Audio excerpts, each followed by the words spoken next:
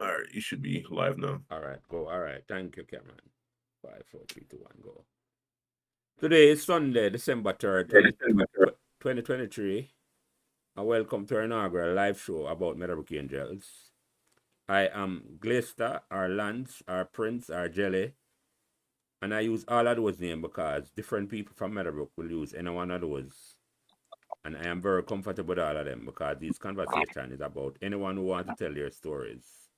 For a friend or a teacher who have transitioned, what was a memorable part of your life while you attended Meadowbrook. Hence the name Meadowbrook Angels. Our first angel we'll be talking about today is Carlotta Leonora, and I hope I'm getting the Spanish sounding name right, McClennon, or Spanner as she's affectionately known by all of us. Join me as co-host for this historic conversation are Margaret Livermore, Donovan Dante, Tegra Thomas, and Merrick Damar. The inspiration for starting these Meadowbrook Angels conversation was a result of a conversation I had with Jackie Wilson, or Jackie OO as she's famously known on Facebook, speaking about her friend Jacqueline Phillips, who was no longer with us. And Jackie spoke how her Meadowbrook friend had inspired her to start her Meadowbrook sympathy page on Facebook. So Jackie, I would be remiss if I don't big you up for giving me the inspiration to start this conversation. And I hope you'll join us today to share your special memory of Miss McClennon. Before I ask our co-host to introduce himself, I must remind you that this is a live and interactive show, and we will be expecting you to join in the conversation. And if you are listening on YouTube, there will be links where you can click and join the Discord channel in your YouTube description page. So, Margaret, you go ahead first and introduce yourself. Margaret, you're on mute. Margaret, Good afternoon, everyone. I am Margaret Livermore, class of 83, regular member of the podcast now. I'm so looking forward to hearing everybody's memory of Spanner. I'm going to call her Spanner because that's who she is to me. All right, that's it for me. Yeah. And Dante, go ahead, introduce yourself. Afternoon, everybody. Donovan Thomas, aka Tegre, later known as Dante as well. And it's a pleasure for me to share in honoring Mrs. McClennon, who we will refer to as Spanner, I'm sure, as we go on, without disrespect. It's a real pleasure. She has been, very influential in everything that I've achieved in life. And I'm, as I said, happy to be here to honor her. Yeah, thank you. All right. Thank you, Dante. And before you introduce yourself, Merrick, let me just highlight the people in the audience, because we're going to come to them. Justina Morris, who Dante says his cousin and older sister, Jackie OO, and I'm happy you're here, Jackie, because you're the one who inspired me for this conversation. Anthony Murray, the original Brookis. We're going to get to all I know. And I know that face, that's Stephen Williams. We're going to get to everybody. But Merrick, you go ahead, introduce yourself and take it away and introduce Miss McClennon to the audience for us today. A pleasant good afternoon, everyone. Merrick Damar here. I would have graduated in the class of 81 had I stayed in Jamaica. I would have graduated with guys like Patrick Bowl, Tim Unwaw, Andrew Wright. And today we're going to speak about one of my favorite persons that ever existed, and a person that actually shaped my life from that moment at the age of 12 until this moment, where I'm now close to 60. So we're going to have a wonderful time today. And as Jelly said, this is interactive, and I hope that this is the beginning. This conversation here today, Jelly, will be the beginning of many, many more to come, honoring our fallen heroes. So without further ado, Jelly, I think we'll just get started with Miss McClennon, Miss Carlotta McClennon. I first met Miss McClennon, Jelly, in the fall of 1976. And she was a legend to me before I met her. I actually heard about her from siblings. My brother, we had what, three brothers and sisters. That's two sisters and a brother that attended Meadowbrook before me. And they were, up to 10, 12 years ahead of my time. In fact, my sister was one of the first students in the newly inaugurated chartered school, Meadowbrook, in 1959, I believe it was, or she might have attended in 1960. So as I sat next door at Meadowbrook Prep School, I would sometimes see Miss McClennon. And at that time, from her statute and deportment and demeanor, I was somewhat taken aback in fear, but also in curiosity for this grand woman. So today, Jelly, allow me to highlight a few things that for me stands out in my mind. Miss McClennon was a sharp dresser, which matched her abilities, her wits, and her care for all of us. And she was so sharp that at times people in her wits and knowledge that people sometimes thought that she was really tight. She had a tight rein on what she did. Henceforth, the name Spanner. Now, people corrupted that name later on by adding the name of an animal on it, which was really indicative of the low mentality of some of our comrades in Jamaica at the time. But the word Spanner, as she's affectionately known, is actually an offshoot of the tight rein that she had on governing the children and henceforth the school. I don't know how she was not headmaster or headmistress of the school at the time. So when we use the word Spanner Jelly, it is important for us to understand that it is in fact a term of affection and not one of ridicule, and definitely not one that is horrible in nature. One of the things that stands out for me in particular is that Miss McClennon at an early start, actually from day one, when we had that introductory meeting in the auditorium, she looked on all of us that was entering first form, and in her strong but gentle voice, she said, "You are the future." And curiously enough, in 1983, years down the road, after migrating to the United States, I was fortunate enough to receive in the mail a signed copy of Meadowbrook High School, I believe one and only probably, yearbook. And in it, Miss McClennon wrote, "With best wishes, C L McClennon, you are the future. Go far and never stop." It was the father of India, the great Mahatma Gandhi, that said, "No man's life can be encompassed in one telling. There's no way to give each year or story its allotted weight. To include each event, each person who helped to shape a lifetime, what, however, can be done is to be faithful in spirit to the record and try to find one's way to the heart of the man. Today we will make an attempt at describing and honoring greatness beyond reproach in our own humble way.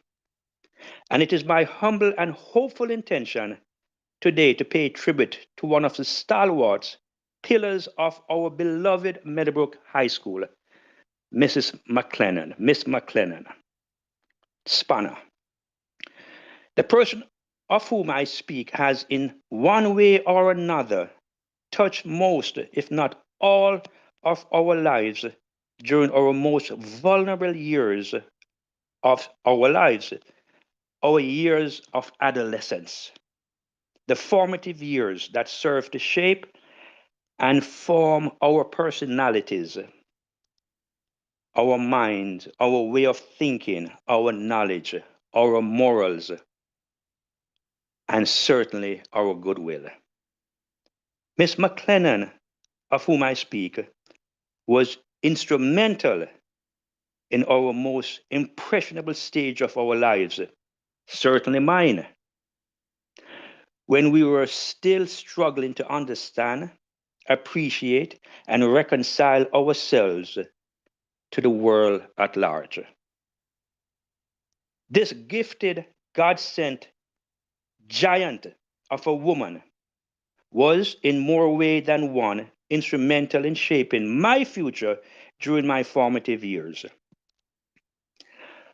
For me, Miss McClennon was more than just a teacher. She was and remains a pillar of dignity, honor, integrity, as well as an inspiration of morality and self confidence. You are the future, she would say. At the age of 12, I did not and could not have understood the impact that that statement would have, nor could I fathom the importance it played in my adult life. And Jelly, I'll tell you this, needless to say, to a 12-year-old or 13-year-old child, the future meant lunchtime or the end of school. Or for some of us, like me, it meant 3 months down the road to Christmas or 9 months down the road to summer holidays. We could not think 40, 50 years ahead of time. Little did I know that the future of almost a half a century, Jelly, has passed in the blink of an eye. And I believe all on the forum tonight can agree that almost half a century has passed in the blink of an eye. Empires have fallen, empires have rose in the blink of an eye from the moment we attended Meadowbrook High School with Miss McClennon until today. So 50 years has passed in the blink of an eye, and her immortal words still resound in my soul as I now live the future that Miss McClennon spoke about. She was gifted, she was talented, and she could see far beyond the gates and the walls of Meadowbrook High School. She could see her students, her children, traversed in the far and wide latitudes of this earth to make a difference. We speak about Rhodes Scholars. We speak about dancehall artists.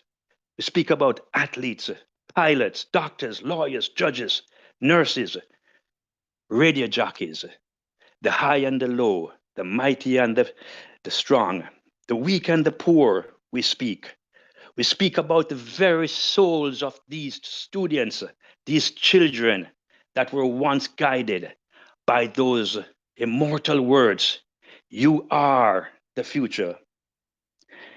She was a gentle giant to me, always reminding me to focus on my work, respect others, and respect myself. She often would invite me into her office just to inquire about my day, my homework,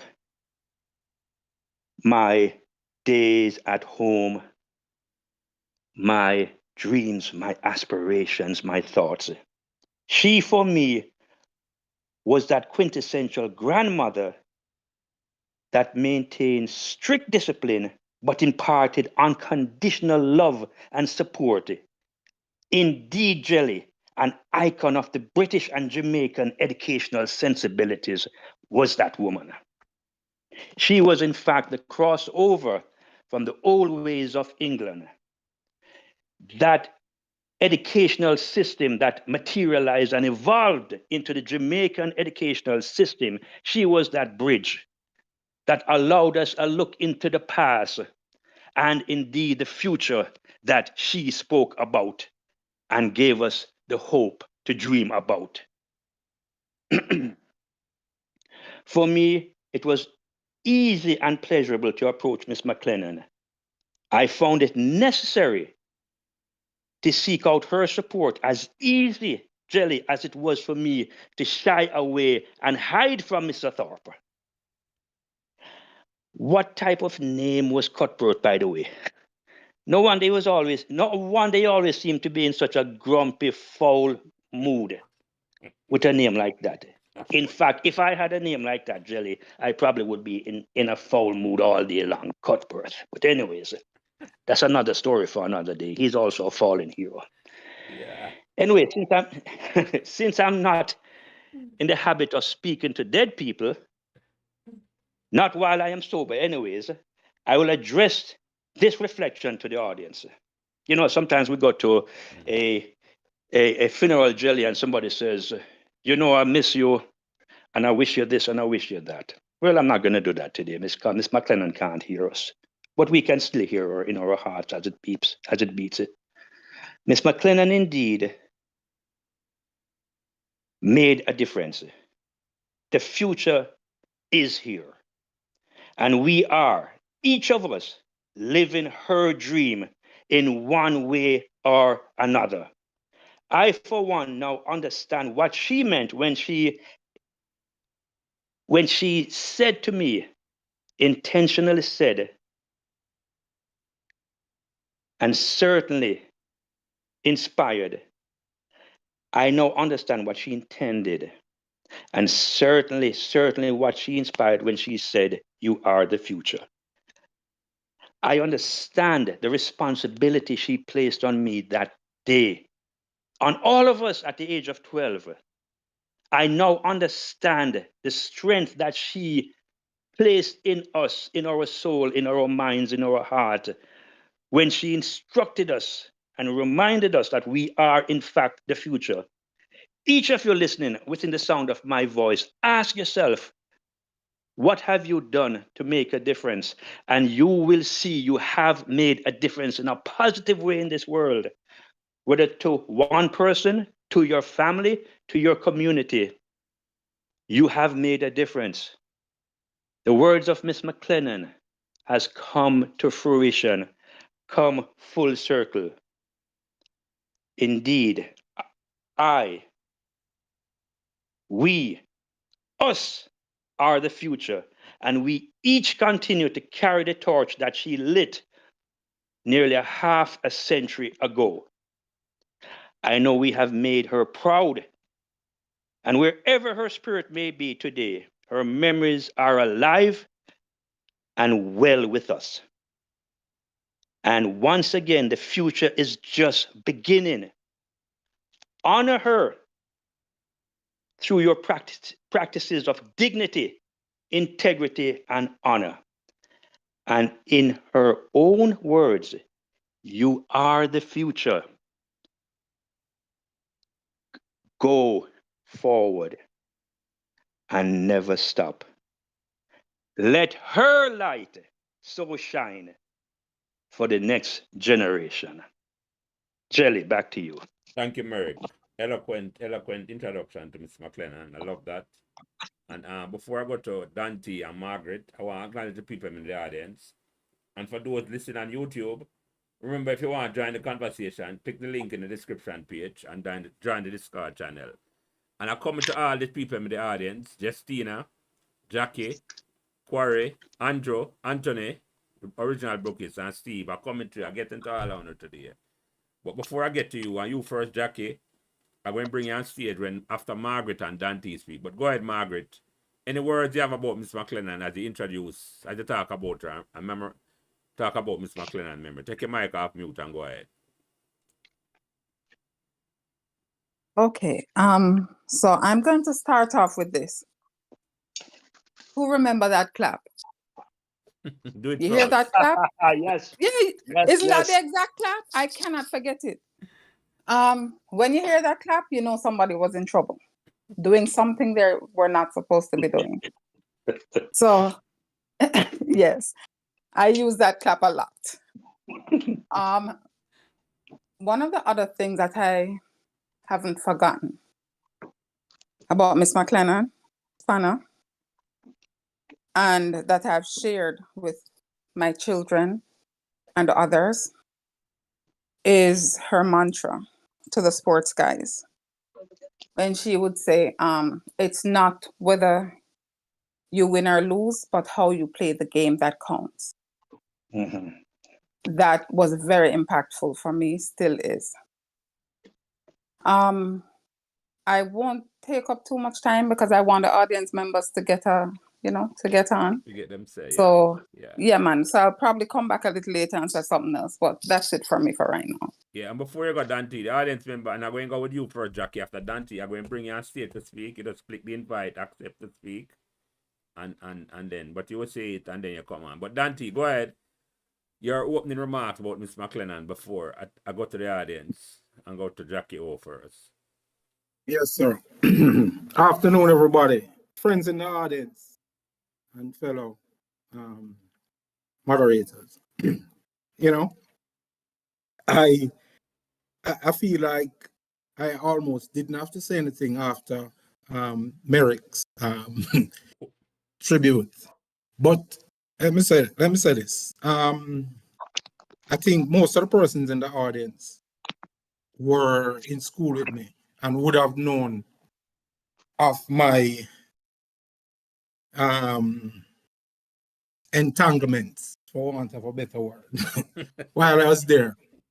And, I think I started in a good place and I progressively got, more and more wayward. And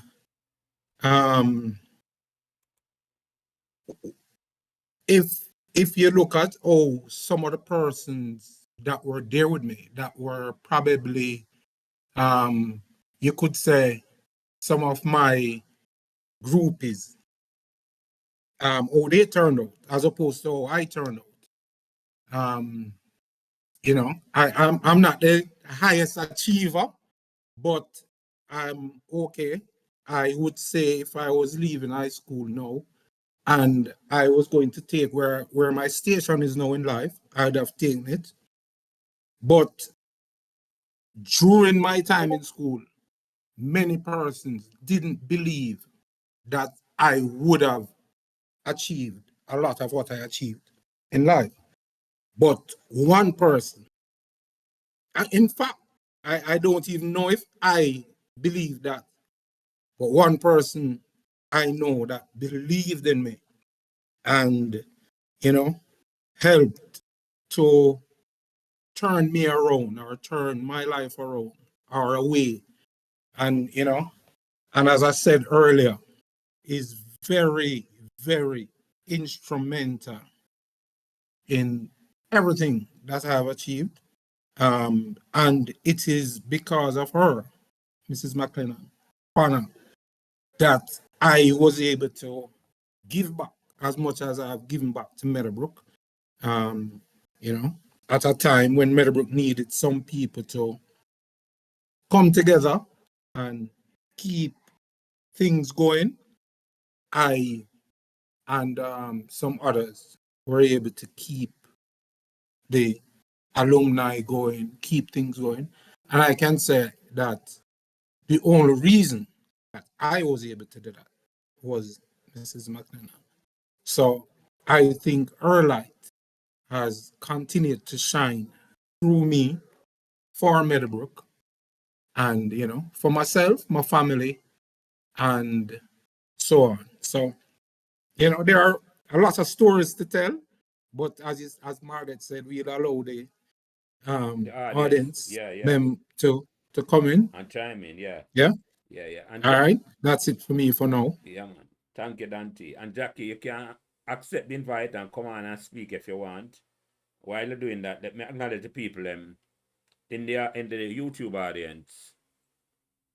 Melanie Fox, thank you and welcome. Garfield Treasure, glad you are here. Cheryl Henry, happy you are here. Somebody by the name of Rejuvenate Life, I don't know the Meadowbrook name, happy you are here. Miss Nevins, glad you are here. And Nasdam 68, not Sam 68, glad you are here, happy. As you know, you can join the page and come say a piece about Miss McClennon by just clicking the link on the YouTube in the Discord chat and coming in. Jackie, I don't know if you're ready for talk. Go invite Justina to come on stage and see if she want to say a few words, because she was here very early. She was one of the first one was here. Justina, I can click the accept invite button and come on and say a piece. Welcome. Go ahead, Justina. Hi. Good afternoon, everyone.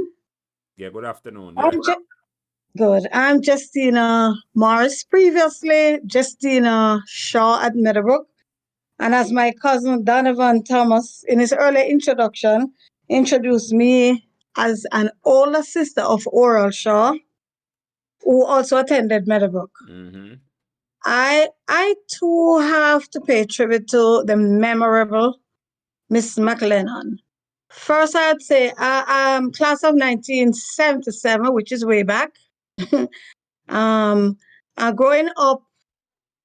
Growing up in the Red Hills era, I went to Meadowbrook, and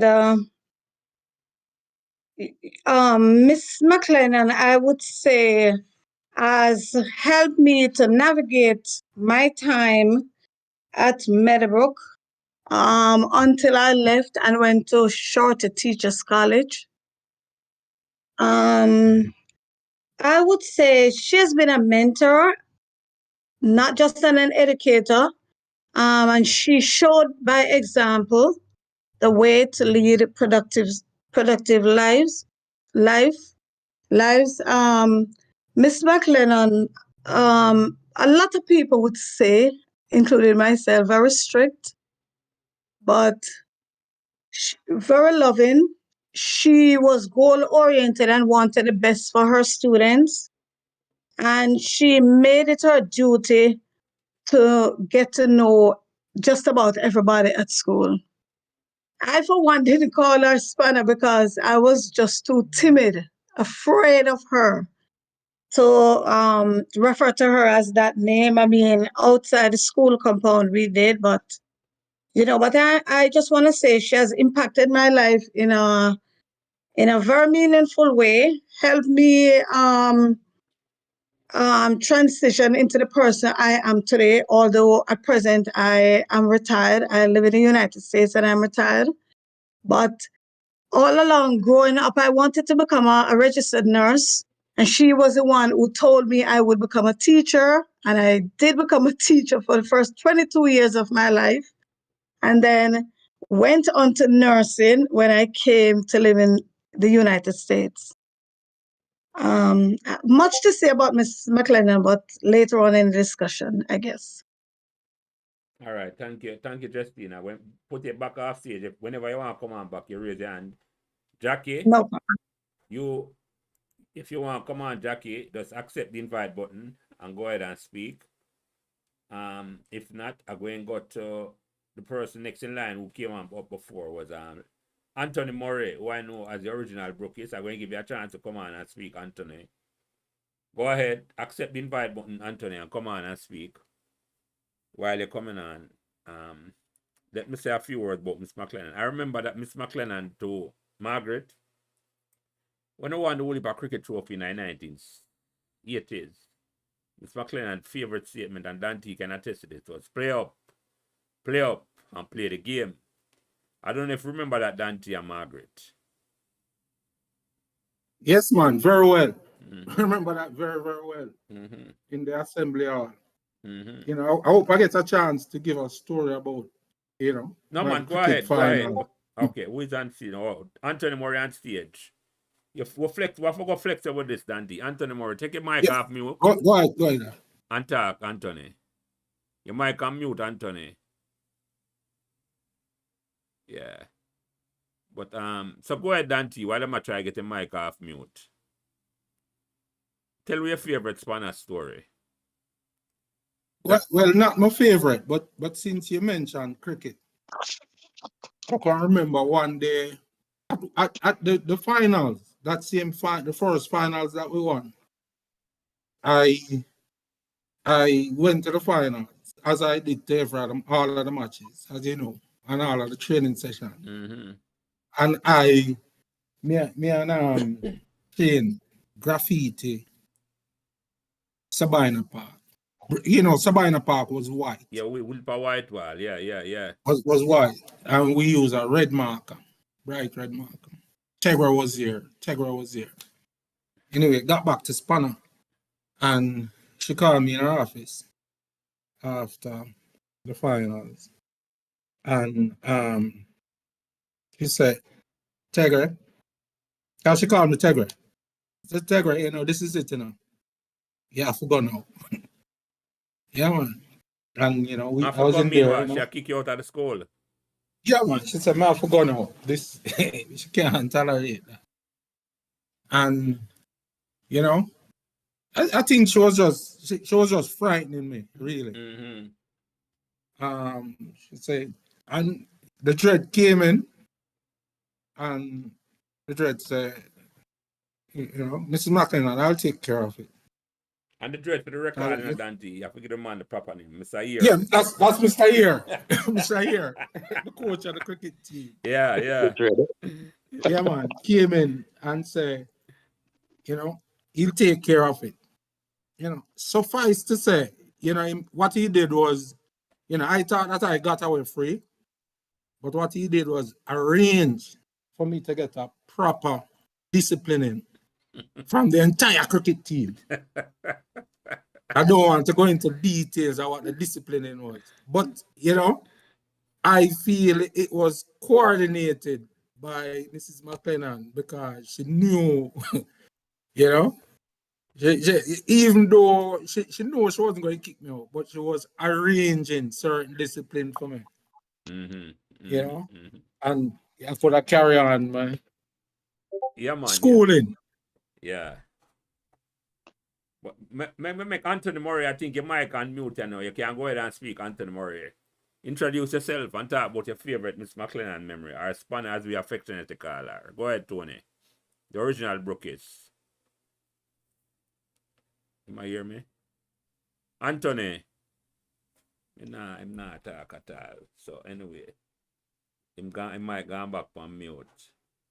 So let me invite somebody else on stage.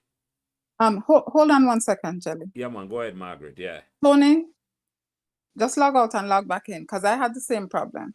Yeah, thank you, Margaret. Or come off the stage and come back on. Yeah. All right. Take yourself off the stage and come back on, Tony. Remember do that for you, Margaret. Move to the audience and log out and log back in. And whosoever D Brown is, Dante, you know who that D Brown is? I don't know that D Brown there. I don't think it's Dennis Brown, but No, actually, I saw it. Come on. And D Brown, I'm going to bring you on stage. Jackie, I'm trying to bring you on stage. That for some reason you're not coming on. I don't know why. I'm going to invite up Andrew McNamee for come on stage, and then Quarry, I'm going to come to you afterwards. I see you in the audience. And D Brown, I'm going to bring up Andrew. Come up. I say your piece about Miss McClennon. Go ahead, Andrew McNamee. Hello, my fellow classmates. I'm Meadowbrook Heights. As some people know me as Mackie, some people know me as Andrew, but I'm the most infamous Mr. Andrew McNamee. My days of remembering Spanner, one memory I could never forget this one. I was on 5th Farm Block, and so happened Mrs. McClennon was standing on over by 6th Farm, and she seen me. And just like you said, Margaret, that famous clap, that's what got my attention. And at the time, I couldn't turn around at the time and say who actually it was. But I stopped in the middle. I got so brave. Turned around and clapped back at Mrs. McClennon. And take off running through the back part and going behind where the custodial room is towards to the library. And ducked down into the custodial office, and Mrs. Murray realized what was going on and took me inside of the office and locked the door and said, wait till she pass, because she's coming behind you, And that was my famous memory of Mrs. McClennon. I would never forget that I literally, but 3 days later, I was called up in the whole assembly that I should come to her office so she can meet me. And that was the time. Was one of the times with Mrs. McClennon. Yeah, Andrew. Thank you for coming. I can come share that memory. I'm smack. All right, so Jelly, go ahead, Dante. before you go on, you see, D Brown, I think, is my friend and brother. Dave Colonel Brown. I don't know. Oh, if you Dave. Oh, yes. I remember. It's not Dennis Brown. It's D. It's Dave Brown. Well, coming to you, Dave. I'm going to bring up Quarry on stage, and Andrew, I'm going to put you back in the audience. If you want to say something else, you just raise your hand and come in. Quarry, I'm going to bring you on stage. Come on and speak. Lindsay Quarry, come on and speak if you want to say a piece. Go ahead, Lindsay. Testing. 1, 2, 3. Yeah, man. Go ahead. We're hearing you. Go ahead, Lindsay.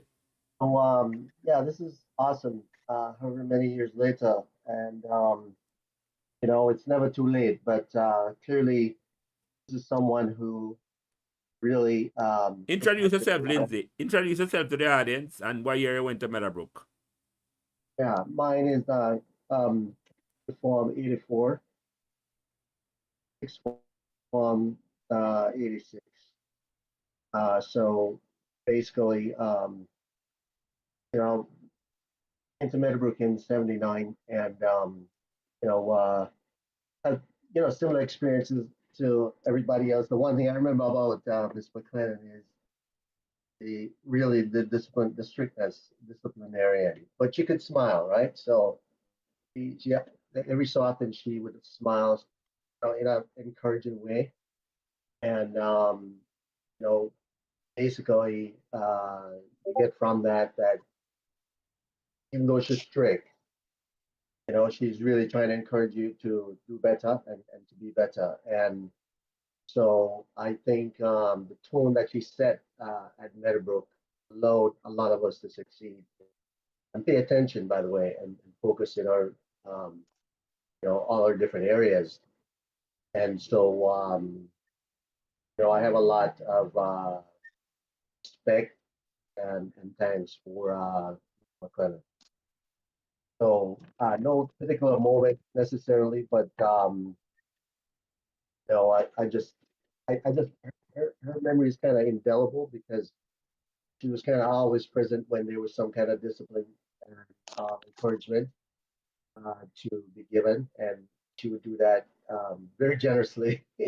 You guys might realize, and she's helped a lot of people, a lot of students to find out what it is their interest was and would encourage them. People like Easton Liba did talk about that, in where he couldn't. There was only him alone taking advanced Spanish, and he actually went and picked him up at another school in order to make sure, say, I will teach you, right? Because he did a lot of Spanish in her background. I think she might have did some sort of exchange program in Mexico, perhaps. So, but anyway, she was very talented. She was no nonsense, and I believe a lot of us have benefited a lot from just her presence. And so we would not be remembering her this day. And so definitely respect her a lot. So that's as much as I can say about Mrs. McClennon. Thank you, Lindsay. Thank you. And yeah, go ahead. And Jelly, yeah. Sorry, just before you go on, I remember Merrick had said in his opening tribute that persons referred to her as monkey spanner. Truth is, I use the word in him, just say. Right, the animal. Merrick did not use the word, and I'm glad he didn't, because trust me, I'm sorry. So no, I love her too much. I love her too much to berate her. Yeah, go ahead. Yeah, I said the name of an animal. I'm glad you bring the elephant in the room. So go ahead. Sorry. No but the point I want to make is that we referred to her in my time affectionately as Pana, because certainly for me, we thought it was because of her prowess in Spanish. And that was, I think, what most of my our people thought it was. That's this the word that her name Spanner had something to do with her prowess in Spanish. Because she actually substituted as our Spanish teacher on a number of occasions when the Spanish teachers were not available. That was what we thought. So I just want to put that out there. That certainly in my time, that was not something that was thought of. It was more because as we an thought affection. of her. Yeah, thank you for that, Dante. And Lindsay, I'm going to put it back in the audience unless you have something else to say. Anthony Murray, if you want to speak, you can go ahead and speak. No, Sorry, Lindsay. Look like I did cut you off. Come up back. Look like you never finished, Lindsay. Go ahead. Come on back, Lindsay. no, I'm just gonna be brief. Throughout time when you have good teachers, definitely, teachers don't necessarily always get, a lot of respect, depending on the society that you're in. But one thing was very, very important. Just matter, if I can call her that, I've never called her that. Was that how important it was, no matter how rich or poor you are, that a good education can take you far. So basically, a lot of respect is kind of like me, and I didn't joke around when it comes to to Spanner at all. So I just had that. I mean, she basically kept everybody in line psychologically in some sense to really focus. And even though I was fearful, I realized that it was definitely a good benefit in terms of being focused and achieving the things that I've achieved. So just really want to really blessed and thankful for the memory of somebody who actually helped us. So yeah, man, I appreciate that, Lindsay. Anthony, it look like you have some problem last week. Lindsay, I will put you in the audience. If you want to raise your hand again and speak, you can do that. But I have something to say about that name thing there, Dante, because recently I was in a podcast with Courtney Mark, who better known as Butters in a UNN or Buttress at Meadowbrook. And Garrettin was the co-host, right? And Buttress made a mistake and got say the same word where you use. It's like Buttress used the word is like Garrettin is like saying I call Spanner the N-word, as with a call a foreigner. And he said, don't call her that. I was on that podcast too as well. Oh yeah, forget, right. And that one day come out soon, right? That was an interesting conversation, yeah. And I remember I said it in a way like he might berate Buttress in him, because Buttress, if I say it in a way like say, he might demean Spanner him, just a call the name. But I can't, as far as Gary concerned, nobody must call her that name in front time. That's why I'm looking on it. So I'm glad to bring I feel the same way. Yeah. I feel the same. Yeah, when I use her name there. But remember call out some other people in the YouTube audience before we go to who do not say that. Jackie look like she can't have a problem coming on and say it. We know the technology works sometimes for all our way. But we welcome some of these people in the YouTube audience, and if them want to join, they must have to click the Discord link and come on. And it'll roll in the YouTube chat box or the description page. Our former principal, 94-year-old Mr. Donald Bogle is in the audience. We welcome him. Carol McNair is in the audience. We welcome her. Oswald Barrett in the audience. We welcome her. Sandy, I think this is Sandy Campbell. We welcome her in the audience. And all these people in the YouTube audience. And they don't have to be shy. If we just come in and come share the favorite Mr. McClennon memory. Sonia Melvin is also in the audience. So we welcome in the audience in the YouTube. But if you don't want to come and speak, or just click the link in the YouTube and come up on Discord and come speak. But who didn't know that Mr. McClennon had nieces that came to Meadowbrook in the 1970s? Anyone in the audience know that? Not until yesterday. Yeah, I didn't know until yesterday either. Yeah, man. Yeah. She had two nieces, Carol and Inga Walker. And as a matter of fact, Miss McClennon's sister reached out to Hazel's sister, Danette. Or she reached out to her And hopefully, I don't know if she going to come on, but it was nice. But she heard about the conversation with Miss McClennon. But yeah, Miss McClennon had two nieces who came to Meadowbrook at the same time. Remember bring up about Justine if she had known that Miss McClennon had nieces that came to Meadowbrook. Justina, come on and answer that question for me. If you remember Miss McClennon nieces at Meadowbrook High School. Go ahead. No, sorry, I wasn't aware of that. You weren't aware of that either. Okay, so No, that's it. Yeah. Okay. No. Okay. No, that was something that is Miss McClennon was originally from St. Mary. Andrew McNamee confirmed that to me, and Christopher Cheddar confirmed that to me. So I think she was born in 1929. I may be wrong about that, but yeah. Oh, Jackie, it looks like she's on stage. I know. Jackie, you there? Yes, I'm here. Lovely to have you. I'm happy you're finally able to come on stage. I'm have to big you up as you come on stage because Jackie O was the one who inspired me to start this conversation. And I'm glad you're here for come tell your favorite spanner memory and you can go into your inspiration in terms of why you started your Meadowbrook. But welcome, Jackie. Introduce yourself and talk about spanner and whatever you want to talk about. Go ahead. Yeah, I'm Jackie O on Facebook. I'm Jackie Wilson in the yearbook. Thank you, Margaret, for the invite and the way out to get to it. So I went to Meadowbrook 79 to 84, and Spanner is my name. I don't know of no other name, and Spanner to me is a very proud and challenging name because to me it means to tight up your grip. You understand? Whether a bolt, whatever loose, but you have to tighten up your grip. And Margaret mentioned the clap. The clap was something significant in a sense, because when you hear that clap, you say, okay, Spanner put somebody in check. You understand? And there's also a look.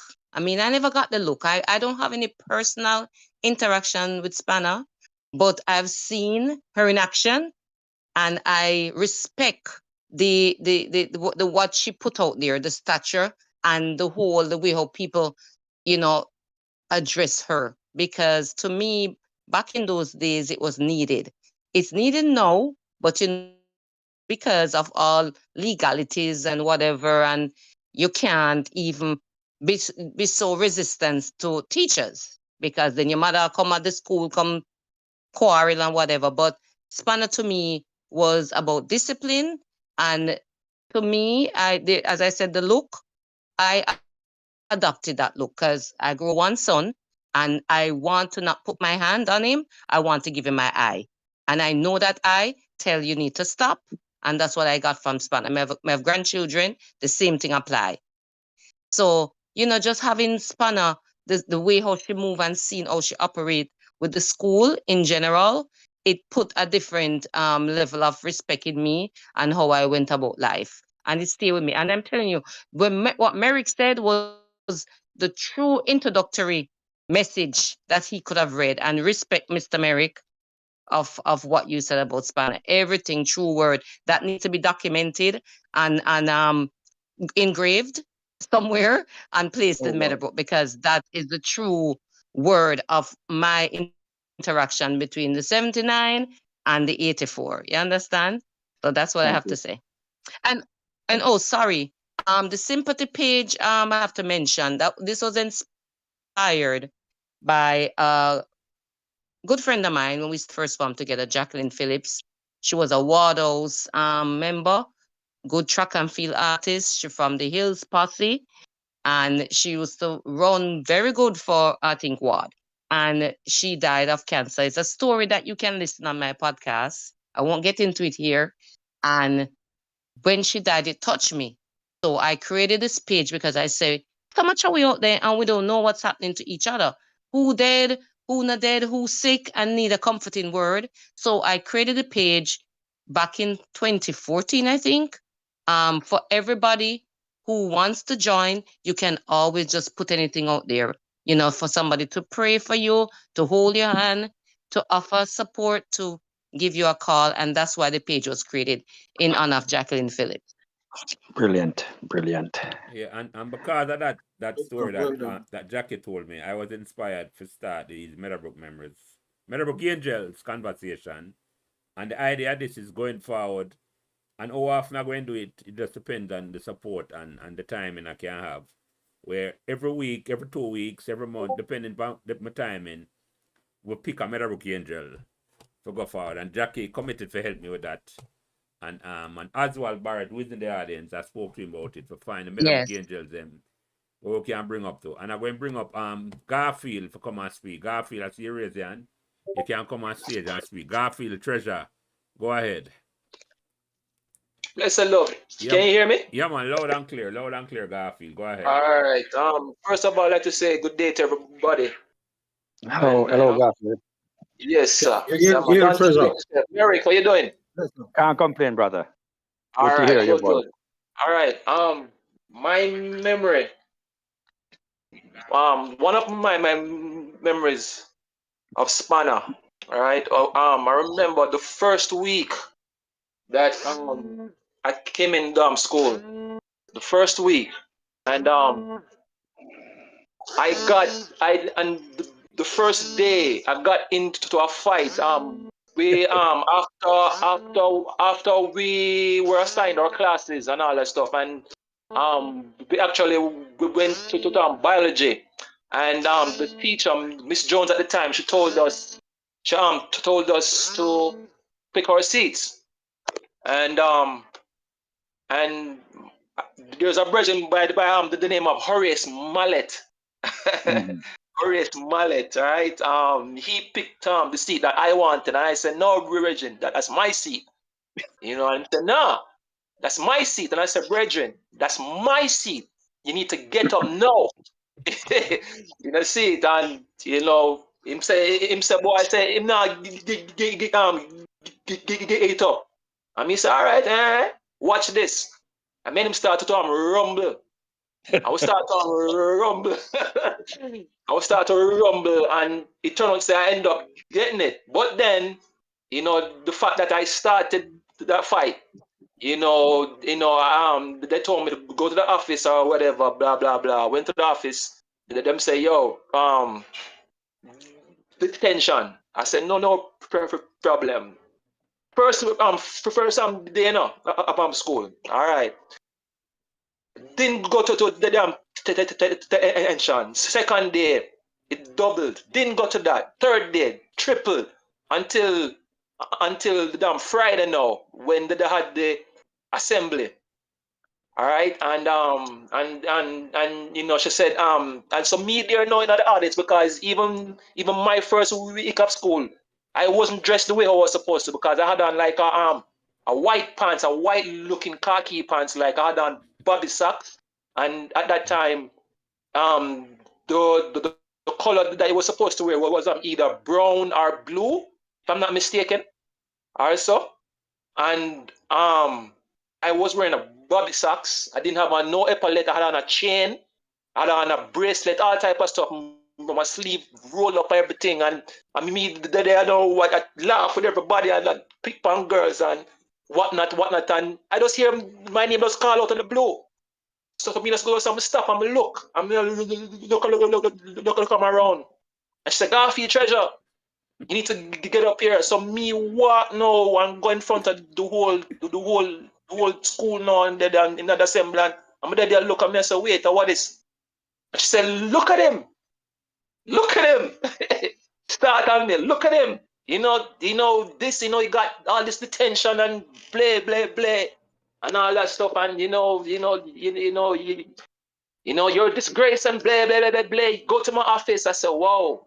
I went to the office, and as I said before, I went to Meadowbrook. There were some people who I knew before. So what happened was that it was Camille Ramsey, Camille McLeod, and a couple of their friends. They stood outside the office and was just watching everything. Spanner came, talking to me. She said, "Your first week of school, and this is what happened," and blah blah. And I just stand up and I'm saying anything. I said, "All right, I'm gonna get to caning." She caned me. And then, you know, she said, go to your class. And then it was Camille Ramsey them and McCloud and all of them. They came and they said, don't worry, man, don't worry about it, man. And they started laughing. I said, just laugh it off, man. Or whatever. Anyway, them go, so them carry me, they walk me to my class. And you know, and they stood up there for like around 5 minutes and just made sure that I got settled in and all that stuff. And then after that, there was a song, right? There was a song that they used to go span up, span up. So what I did was I changed it and I said spanner, spanner.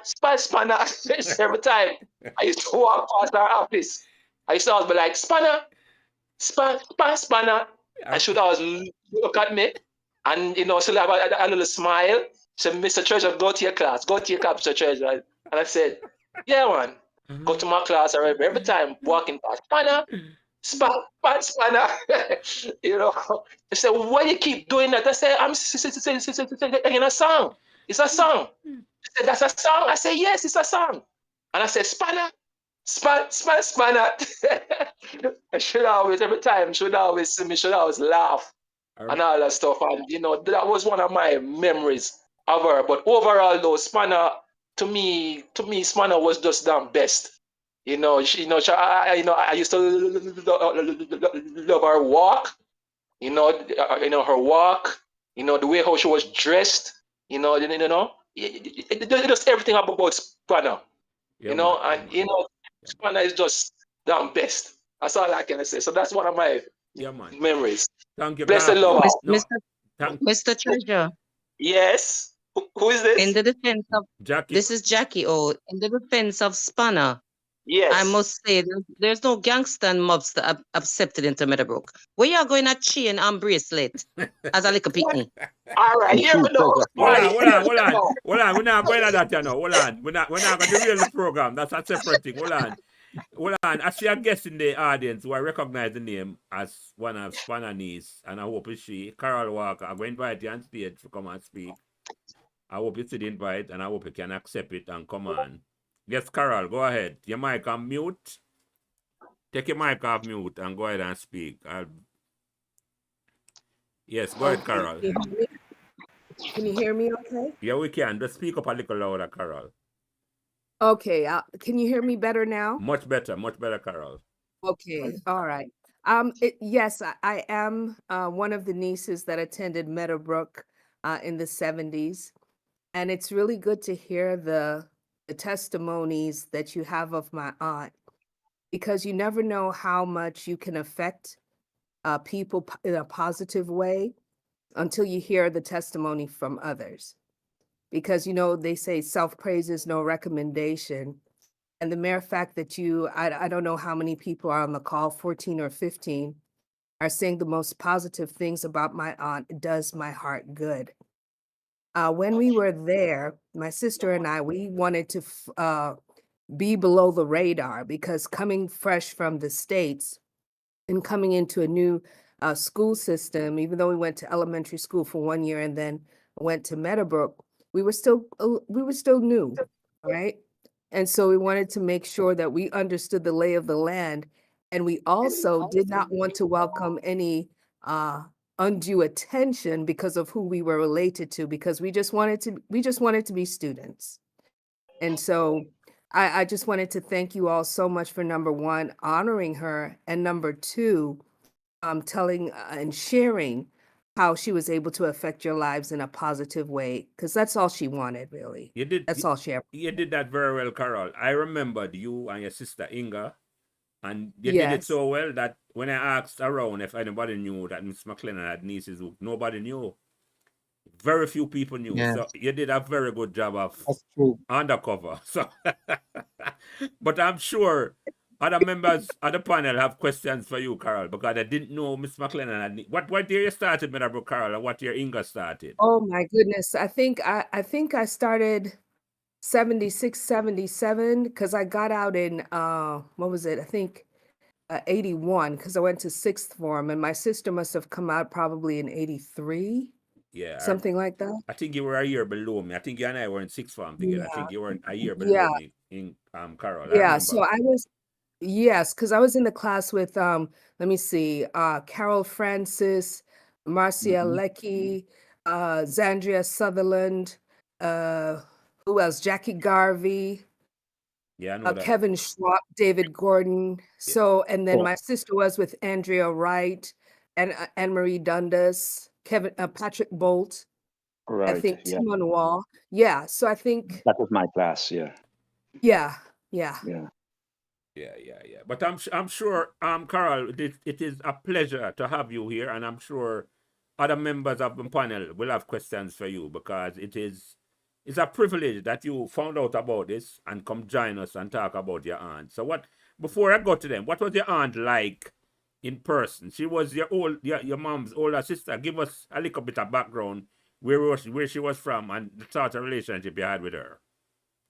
Okay. As you mentioned before, she was from St. Mary, and she was coming from a good sized family in which she was, I would want to say, the matriarch. So she was the one who acted as the person who paved the way and took all the hits so that we could run after her and run well. My aunt was the one who, stepped up to the plate if there was anything that needed to be done and instilled in all of us that if we wanted to make it, we could, and if we decided that we weren't going to make it, failure wasn't an option, basically. And so we got it both in school and we got it out of school. And when my sister and I went there, and then also my brother who transferred from Calabar over into Meadowbrook for his last year before he went to the States, my aunt was very much a caregiver. So after school, we would go to her house and she would, I mean, feed us. Oh my goodness, she would feed us. So we got fed both spiritually, emotionally, and physically. So she made sure that we were well-rounded. And so when she would like clap, like everyone was saying, we were like, oh no, don't do it in front of everybody. Please don't do it in front of everybody. Because we didn't want people to know that we were related to her. And those who did know, sometimes when they would disagree with a decision that she had made or a disciplinary action that she had made, would come and complain. I remember to me and talk to me about, the decisions that she had made. And I remember that even though I was a very short in stature, I was, how can I say this? Don't misunderstand the height. I'll just put it that way. You look up And as a Talawaz with us, Carol. they're pretty much. Yeah. And so, I would, make arrangements for them to connect with my aunt directly, which they weren't expecting because they're like, what are you going to do? But, all in all, my aunt was, as you spoke of, she may not have had physical children, but she had spiritual children. And when I say that, I mean that everybody who walked through the gates of Meadowbrook High School were not students for her. She didn't look at it like that. They were her children for which she was responsible for.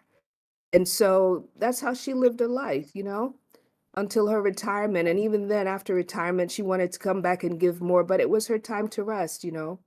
So hopefully I've given you some insight into No, who Leanna you have done a lot, McClennon Carol. was. But I'm going to indulge Okay. you because I know my other panelists will have questions for you because they didn't know that you were related to Miss McClennon and when came to Meadowbrook. And what was the name of your brother? If you don't mind staying around and Howard. sticking around, Howard. No, I don't mind. No, that's fine. Howard. That's fine because we have lots Yeah. of questions for you because a lot of things about Miss McClennon we didn't know at all. But I'm going to go around the table and my panelists ask the questions about what they want to know. And I'm going to start with you first, Merrick, since you had such a wonderful introduction to Miss McClennon. You have any question for Carol? I have a comment, and Carol, it's a pleasure once again. Inga and I were in the same class together, by the way. I didn't know Inga was related to Miss McClennon. No, I did not. I did not at all. And Jelly, it was yesterday that you brought it to my attention. And I will say something to you, Carol, that today, as I sit in my home, enjoying my life at the age of 59, there's not hardly a year that your auntie does not come into my conversations with my children. And, when I represent teachers who are now being prosecuted for abuse of children, it always comes to mind how your aunt was in charge not only of the students, but in charge of herself in such a graceful way that we could not help but to give her that respect. She did not ask for respect. She did not demand respect. She earned it. And she earned it by being who she was. Now, one of the things that I recognize, Jelly, and Carol, I'll say this about your aunt.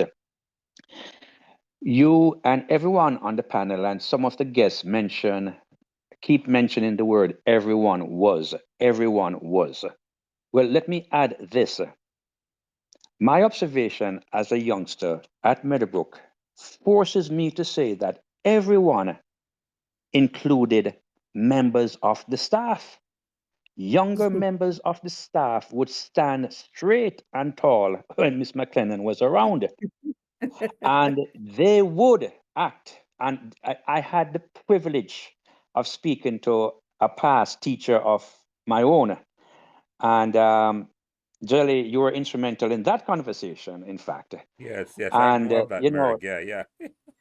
yes, and it was so interesting to find out that Miss McClennon was instrumental in shaping, and hopefully I'm speaking using the right words to explain without going deep into the conversation, but shaping and molding that particular teacher into being a finer teacher. And that teacher had expressed some degree of apprehension and fear. So everyone included, sometimes I wonder if Mr. Thorpe never afraid of her too.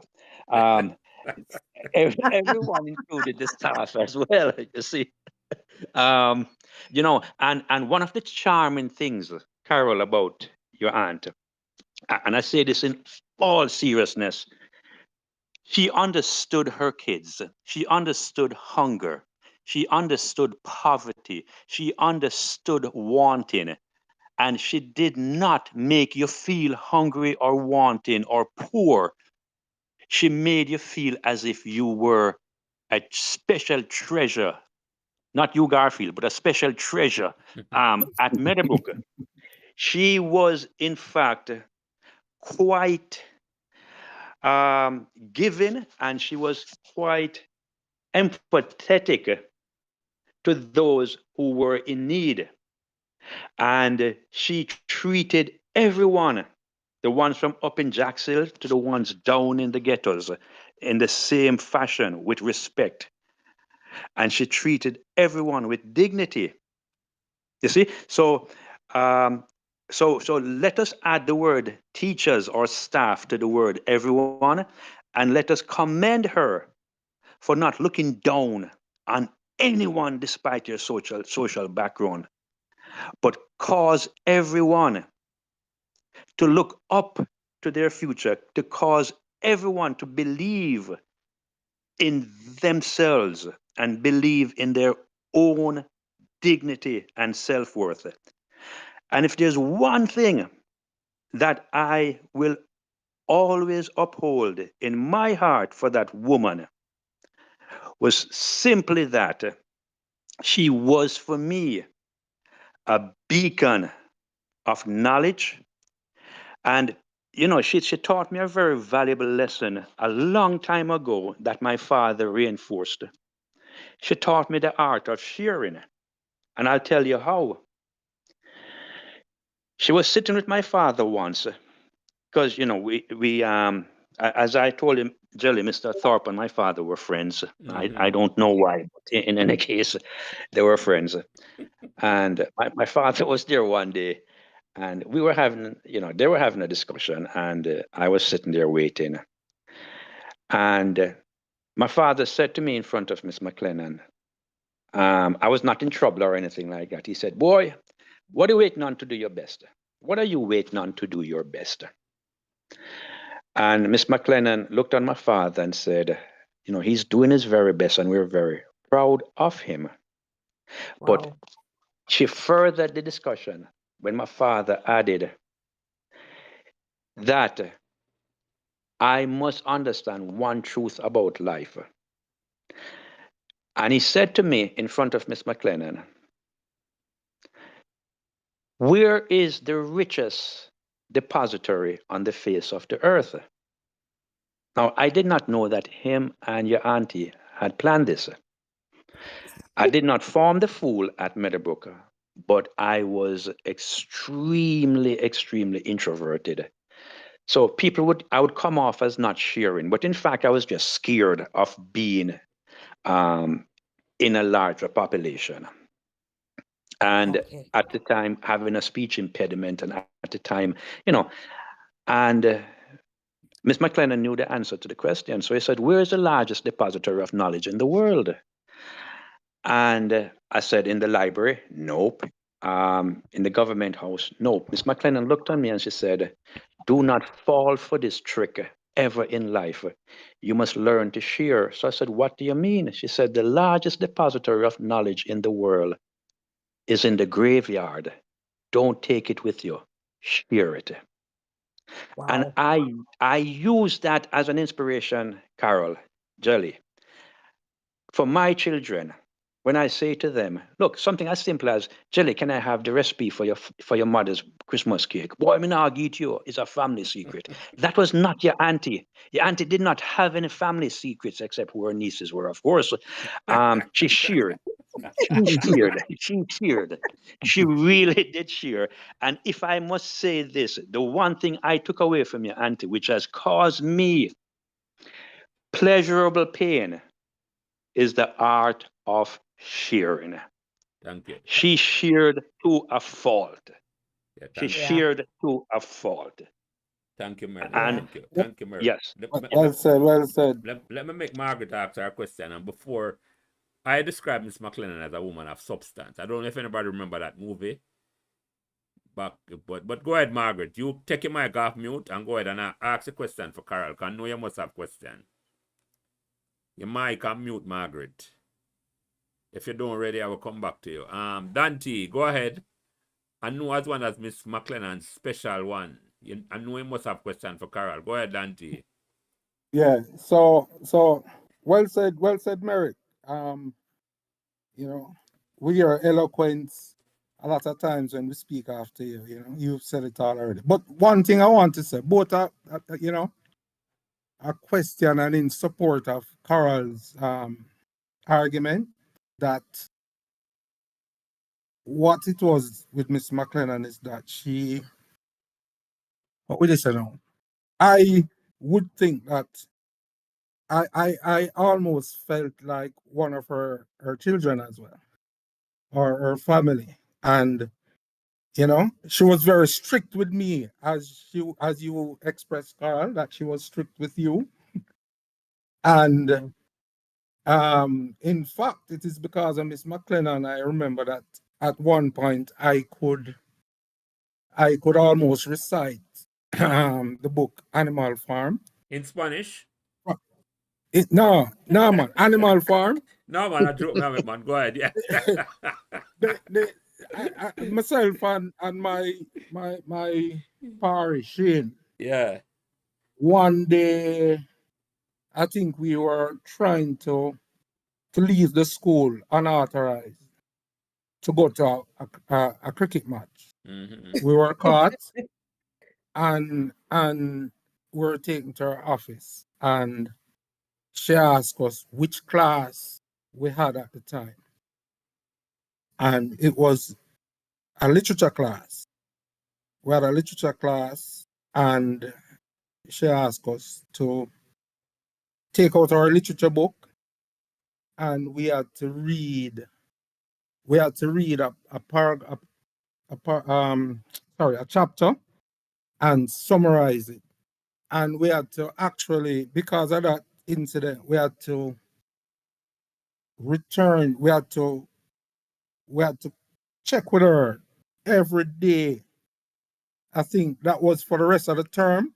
We had to check with her every day at a particular time after school with her literature book, and we had to do a similar thing until we got to know Animal Farm cover to cover, almost every line of the book. Yep. She was that type of person. And I must say as well, you know, people used to think that used to mount me and say, boy, every day you in a spanner office. Look like you're on spanner in a thing. You know, just you know, the boys them get trouble and thing. Yeah. And then one day, you know, everybody knew she was strict and thing. One day I opened the dance floor with her at a Meadowbrook Fest. Yeah. A lot of people wouldn't believe that. Yeah. As strict as she was. So she was down to earth, Dante. As Carol said. Down to earth. Yeah, she man. had that thing about her. And then I think she was more stricter with people that she knew had. She was able to, even you never knew the potential that you had, but she found a way to bring that out of you. Yeah, man. Yeah. And she was strict, I think, with the people that she checked for, you know? Yeah. She was like that, I think. It's accurate. I have some questions for you, Carol, but I'm going to make Jackie go ahead. You have any questions for Carol, Jackie? No, but I wanted to say what Mr. Merrick said about the depository of knowledge, because I was thinking what she was talking about was the children, you know, all of us in school, because what the knowledge we learn, it's in our brain. So it's deposited there. So that's the vast. But the thing is that you cannot even tell when Spanner says something, because when she's talk about let your light so shine and play the game, you know, play the game or whatever, Margaret always quote that. There's different ways and angles that you can look at the word she says, and it impact a person a different way from how it impact you and me. You understand? So it's just a way how she use words, and you have to read into it and pull what you can from it. But Carol, I don't think I know her because I came in 79. She would still be there, but should have been in upper six or lower six at the time. But it's good to meet you and good to know, and it's very interesting to listen to this conversation. Yeah, thank you, Jackie. Let me just jump in here and say thank you to Carol.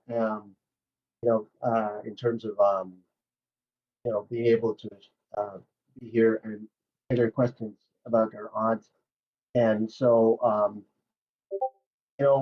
I hear somebody mention Animal Farm, and you would be shocked how many times over the last number of years I've talked to Animal Farm. The whole premise of everybody wants to be in, you remember the story of Animal Farm, right? The animals are being fed.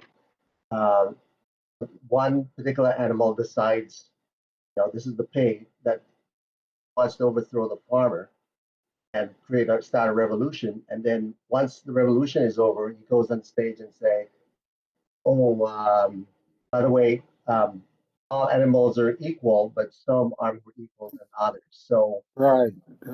It's just the same story over and over again. And I just remember doing that Animal Farm, and I bring that up to people, to a Ukrainian cab driver, to almost anybody I talk to when it comes to political situations. There is people who want to be in charge but no accountability, right?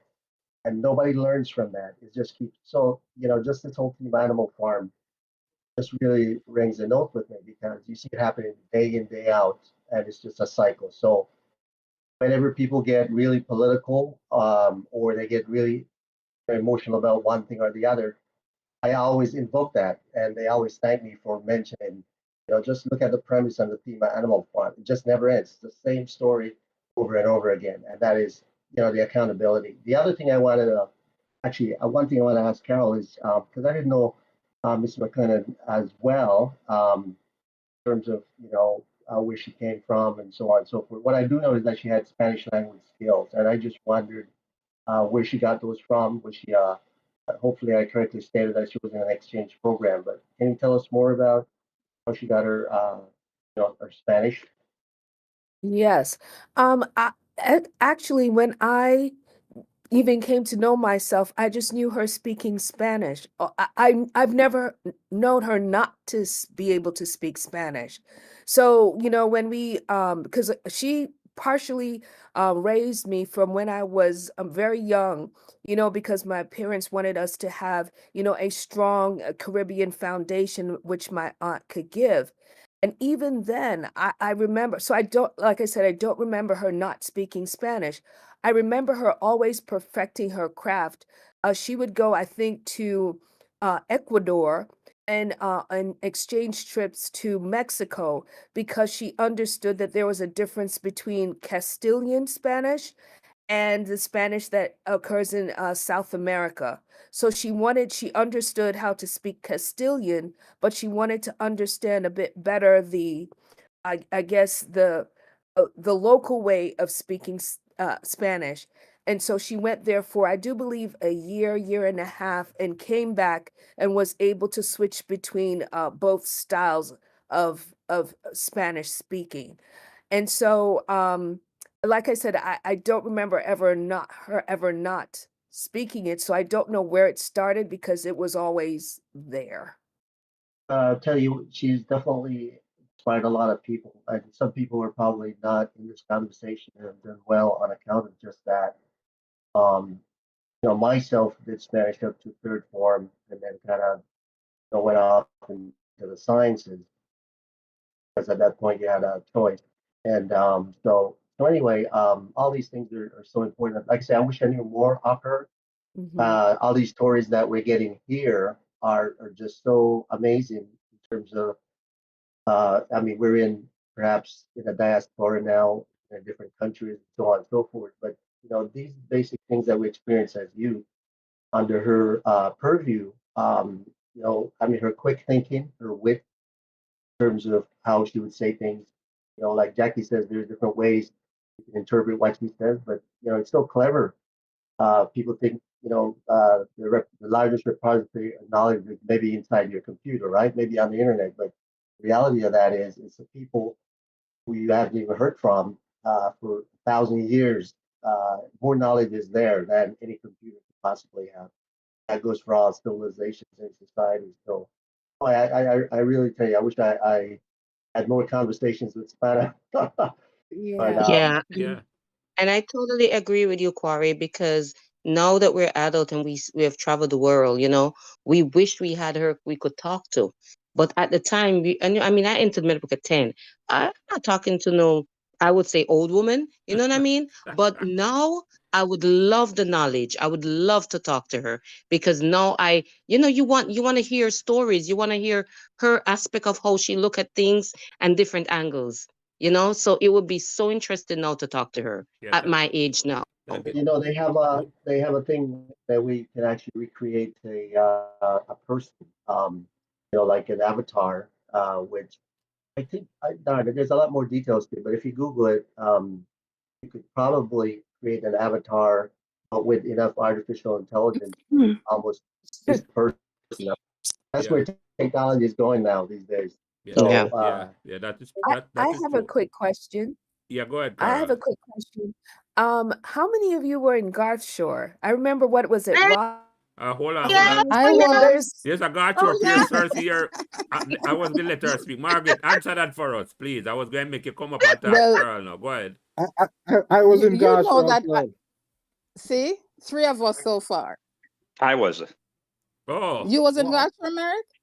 Yes, but don't hold it Oh my against me. God. and you You were. see what I'm saying? Great people came from Garshore. Exactly. Yeah. Thank you, Jackie. But hold on. Yeah. Inga, so sorry, who was Carol, in you were in Sinai? Garchur? No, I was in Rothney, That's but what I my remember. Yeah. aunt would always sing, and this was a funny side of her. I don't know what the whole song was, but she would sing, "Give me more, God sure," and she was always like rubbing it in, just rubbing it But she in wasn't because in I was in Garchur. Rothney. She And wasn't so from. my sister and We're in Rothney. So she would just, constantly look. And when a person from God's Shore won a race and I was in eyesight, she would look on me like, yes, yes, yes. Listen, So she listen, had that little competitive edge. listen, Carol. So, She did a okay. good job there because she wasn't a God person.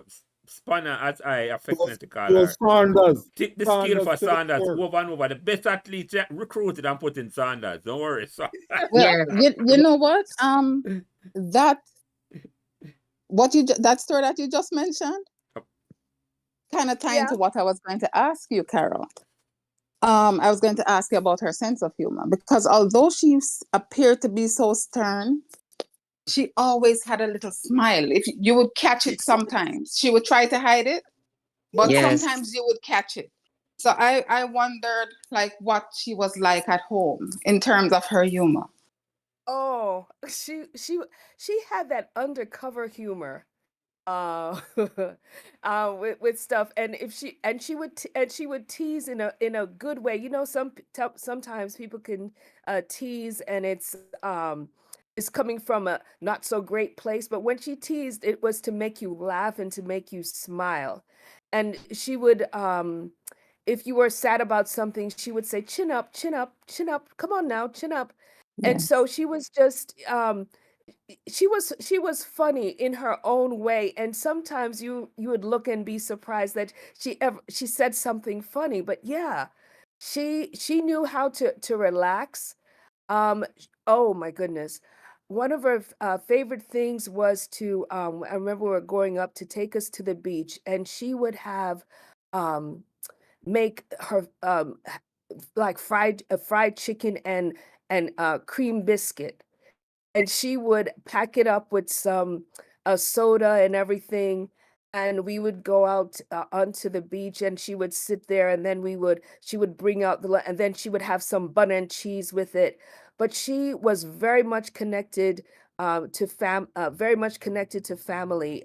Every Sunday, or every other Sunday, she would come and go to my mom's house. We were all there, and we would have Sunday dinner together. So she really cherished family a lot. She really cherished memories. And sometimes you would just see her looking and smiling because she understood and appreciated the value of family. So yeah, she had a had a great sense of humor. And when she would laugh, it would be like something real high pitched, right? She would like it was like this very high pitch, so and it made us laugh, Right. So yeah, she did have a sense of Carol, humor. can I Okay. ask a Another question. question? One Okay, go second, ahead, Jackie. Margaret.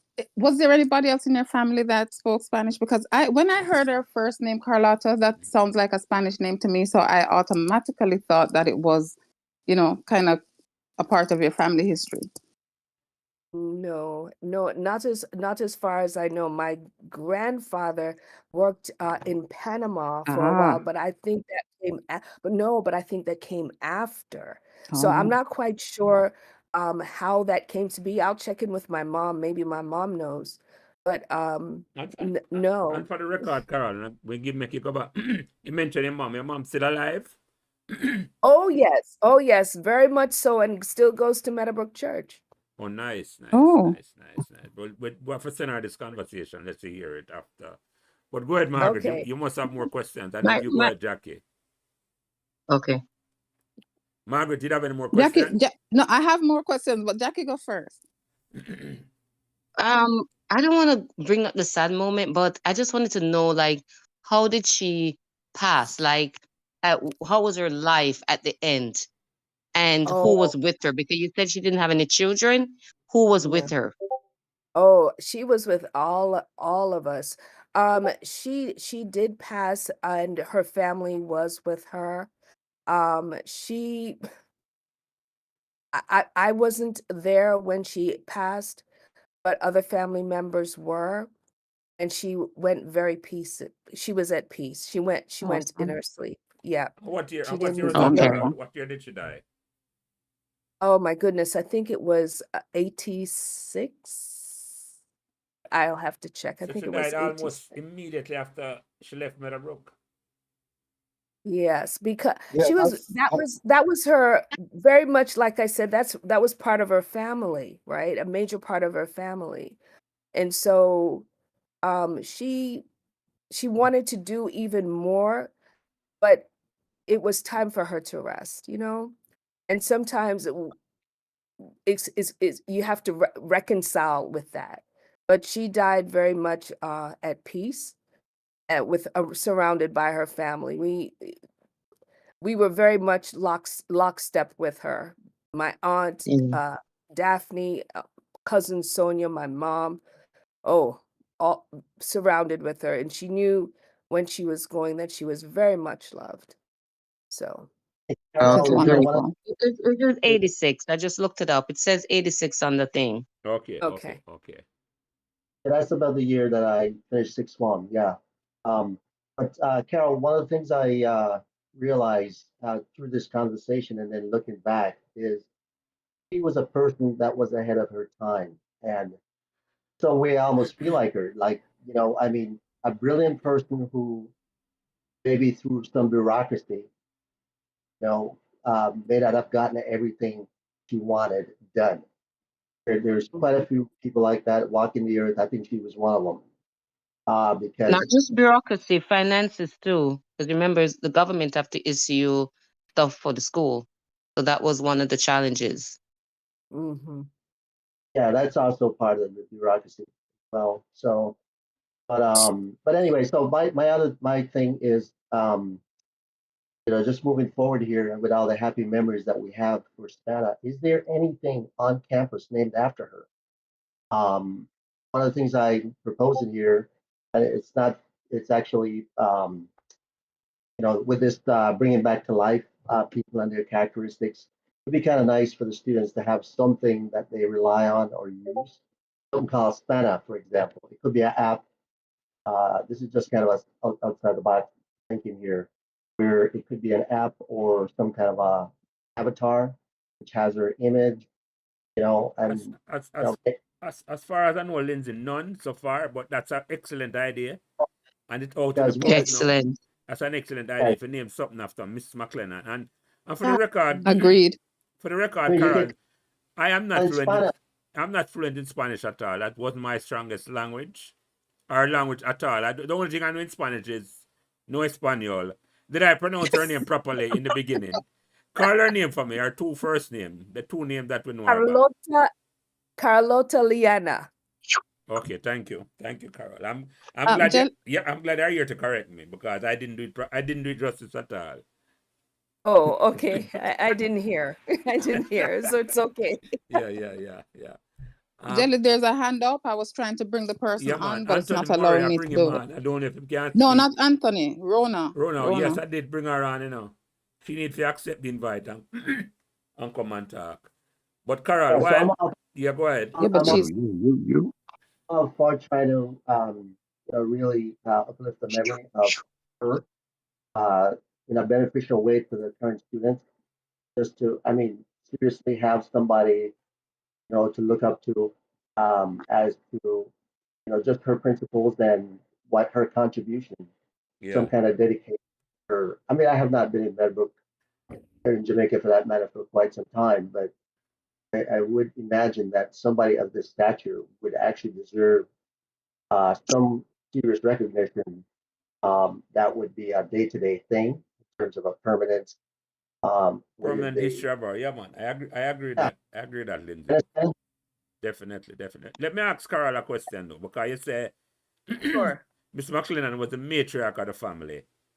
Give us some background in Yes. terms of the size family she grew up in. I mean, among your brothers and sisters, was she the oldest one? What was the age difference between your mother and Miss McClennon? Oh, so you want me to get in trouble with my mom? That's what you're trying to do. That's what you're trying to do. But I will I would say this. Okay, first my sister gave me some clarification. She teased me about Garshore, but she was with Saunders. That was her house. It was Yeah, man, Saunders that was her. That's correct, yeah. Okay, yes. she teased me about Garshore. Okay, so your question was you wanted to know a little bit more family background. Yeah, man, the because she original was is from St. Mary. I know she was from St. Mary. yes, They talk to us yes, about that if you have any history that can tell us. yes. Let me see what I can tell you very briefly in terms of being a matriarch. She was, I think, the third. I'm going to check it in with my sister. I think she was the third eldest of, I think, about eight Wow. children.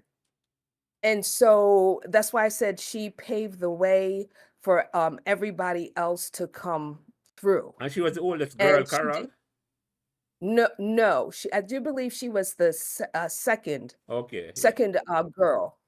Mm-hmm. And so I will get let's see. So anyway, long story short, she did go to a teacher's college. I can't remember. I think it was it Shortwood. I cannot remember, but I do know that she did go to teacher's college. And from there, because she now had a steady income, she was then able to reach and get the others. So she helped my Aunt Daphne. She helped my Aunt Lilith. She helped my mother. I mean, everyone she has helped. Everyone.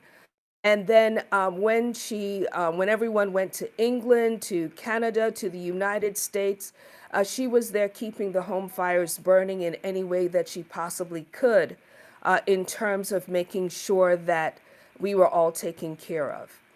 She would check in frequently, writing, calling. That's just who she was. And so we just always knew her as Auntie. No matter who it was, we just knew her as Auntie. And she had learned, I do believe, this giving spirit from my grandmother, her name was Lena. And it just does my heart good just to think about it. In the district where she was from. And which district was that, Carol? If you remember. Oh my goodness. Islington, St. Mary. Yeah, okay, yeah. Yeah, go ahead. She would be the house that everybody came to if something was needed.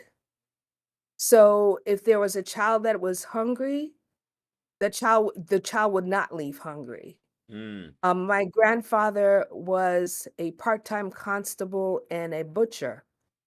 And I have never seen my grandmother know how to make a meal that would serve for 5, but she would make it serve for 10. I don't know how she did it. I just remember her doing it. And so that same giving spirit passed on to, I do believe, my aunt, who saw the example that was set by my grandmother. And because that's the only way she knew how to live. And that was through sharing. You know which school she went to, or which high school she went to in St. Mary? I can check, like I said, I can check in and let you know. While we're having further conversation, I will check in with my mom and let you know. And as a matter of fact, I'm going to try to bring her on to talk with you. How long does this Discord session take place? We do have How long? How much? I do have a limit, Carol. That's the once I start talking, if the conversation is going, you can definitely try and get Okay. your Well, all right. to- Well, let me do my best to reconnect with you. I'm going to put my mic on mute now, and I'm going to see if I can connect my mother, who can give more detailed information. And her name is Valerie. So I'm still on the call, but I am muting myself so that I can see if I can connect her. Hold, please. Oh, thank you, Carol. I appreciate that. Thank you. Okay, well, until Carol come back, because I have some more questions for Carol.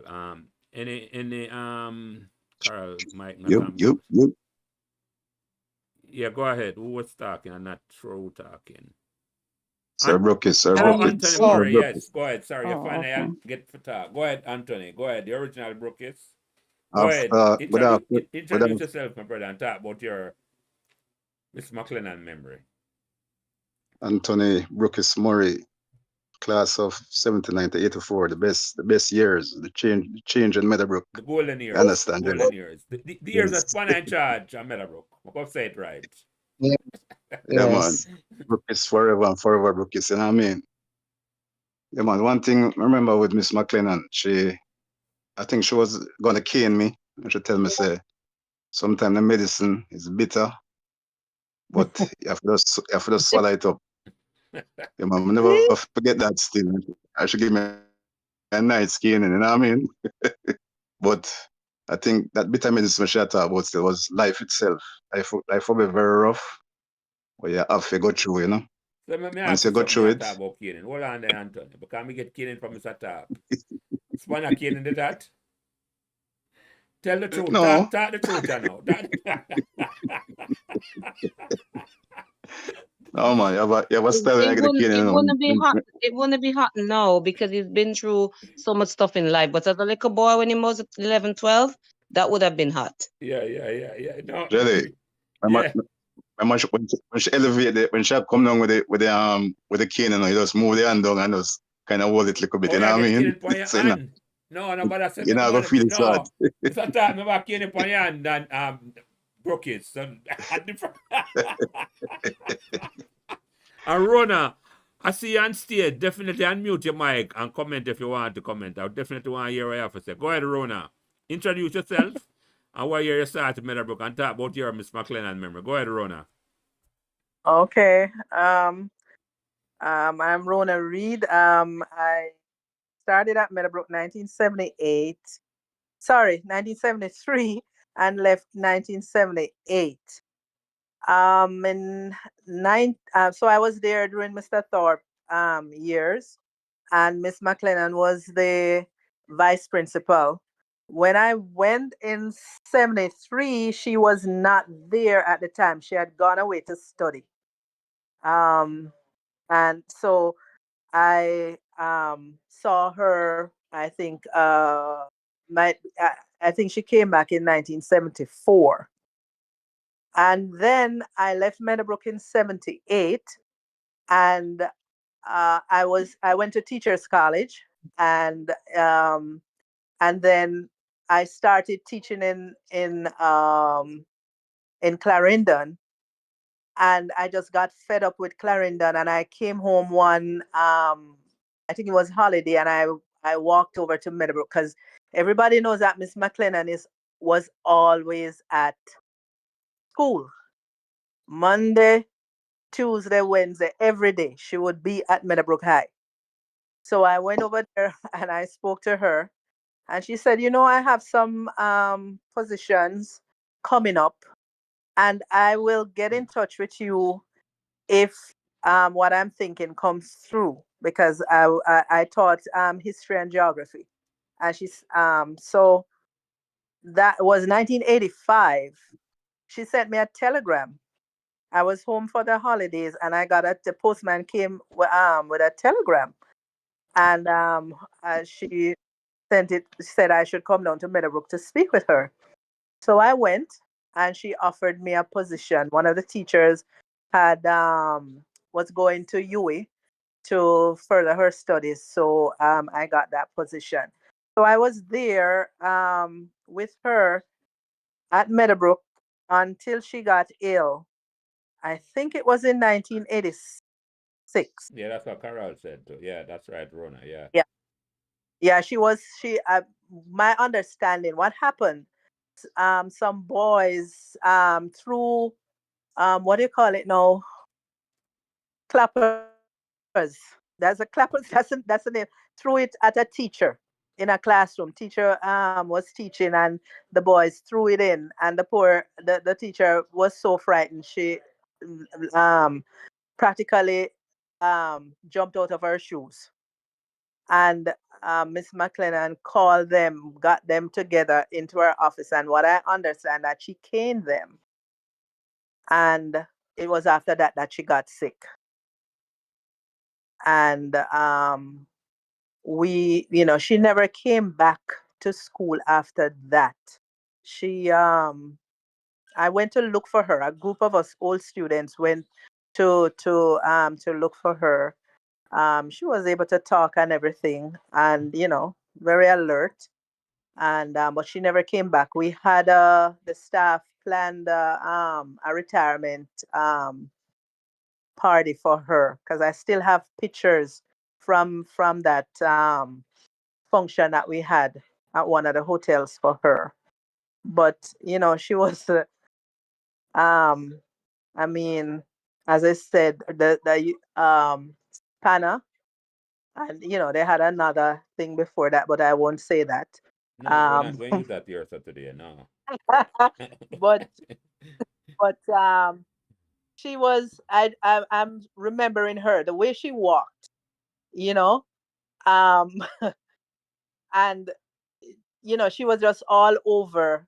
You would see her looking into the classes, and Miss McClennon was one of a kind. We wouldn't. I don't think. My fondest memory of her was during the cadet. While I was teaching there, was the cadet. I think what's his name? Vivian Thomas had come. They had inspection, whatever it was that they had, and Miss McClennon was. I mean, she dressed almost like a corporal, and she was walking beside Vivian, and I mean, it was just so. That was Miss McClennon anyway. Um, you know, I'm just looking at her now. Um, she was Meadowbrook. She was Meadowbrook. Yeah. Sorry to interrupt, Mr. Moderator. Yeah, go ahead, I Carol. have my mother. Yeah, I have my mother on the line. I'm doing it through cell phone because I could not connect her through Discord, and I Excellent. wanted to see if she could hear. Mom, can you say hello to everyone to see if you can be heard? Can you hear her? No, unfortunately, we can't No, hear her, Carol. No. No. Go ahead again. Let me see. Say,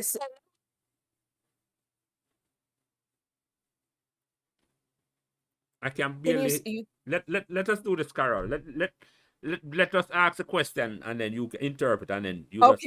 Okay, very good. Mom, one of the outstanding questions was the lineup of how everyone was born. Was Auntie the firstborn, or was she the third born? And then, okay, my aunt was the first one in the family. And how many girls, Mom?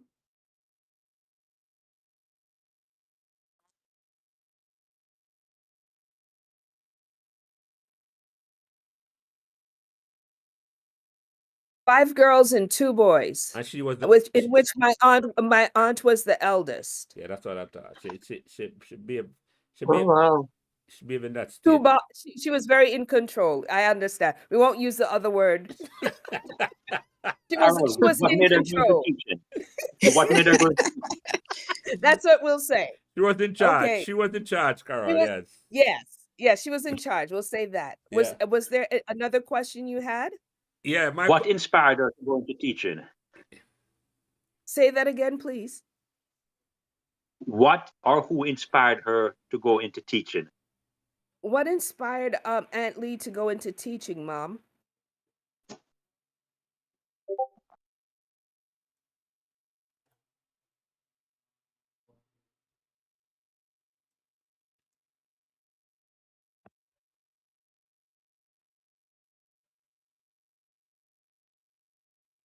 A pity we can't hear her, but we work with it. Oh, okay. Yeah, go ahead, Carol. Family, because she was a very influential person on the family and a good church woman. Okay. So Actually, Carol, we could hear her there a while ago now. We can't hear her. We're hearing her, yes. Yes. Okay. Go ahead, Mom. They can hear you.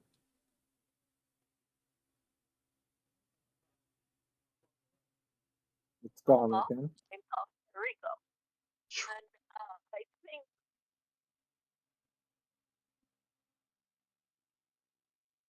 No, I'm not hearing her again for some reason. All right. So my mom was saying that my aunt was inspired by my grandmother. And is that correct, Mom? And grandmom wanted to become a teacher, and because of family responsibility, she then passed that on to her daughter. In terms of the love of Spanish, there was some of our relatives that were in Costa Rica and in Cuba. Okay. And so because of that influence, that basically determined her name of Carlota. Okay. Yeah, I love that. You know, Carol, Carol, I must add something here, and this is for me quite symbolic, that she was representing the dreams of her mother. So she became her mother's future. And maybe, just maybe, and I'm not pretending to know anything about her mindset, but it's unique how she represented her mom's future. And that's what she taught us, that we are, in fact, the future. And for me, that is poetry in motion. And I just Yeah. wanted to make that But observation. I have a quick question, Carol, because what school did Miss McClennon go to in St. Mary, and when did she come to Kingston? Okay. You heard? Yes, you heard the question. Nice.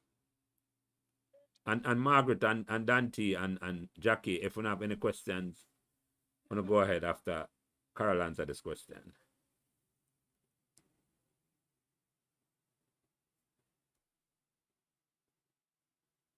Carol, there still? Yes. Okay, yeah. Okay. Okay, so let me hold on, Mom. Let me relate that. She went to Water Valley School, and she was also influenced by Reverend Henry Ward, who was at the Salem Church. And that's in St. Mary. Yes, both are in St. Mary. What were you saying? Also, Mom, after Henry Ward, Reverend Henry Ward.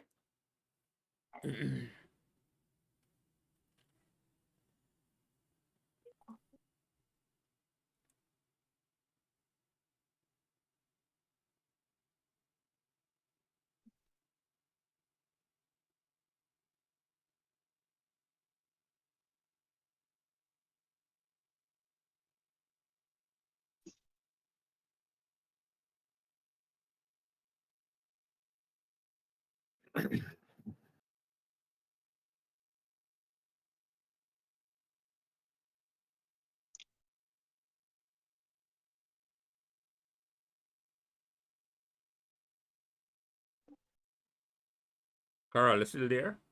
Yes, I am here. Yes, I am here. I was trying to grab everything that my mom was saying, but I'm going to encapsulate it.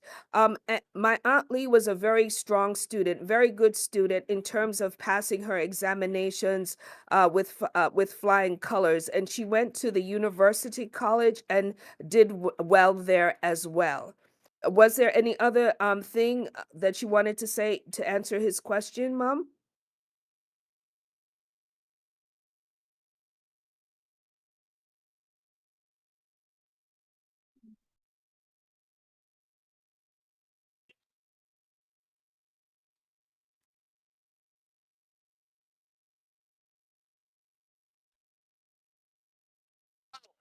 Okay, so let me just.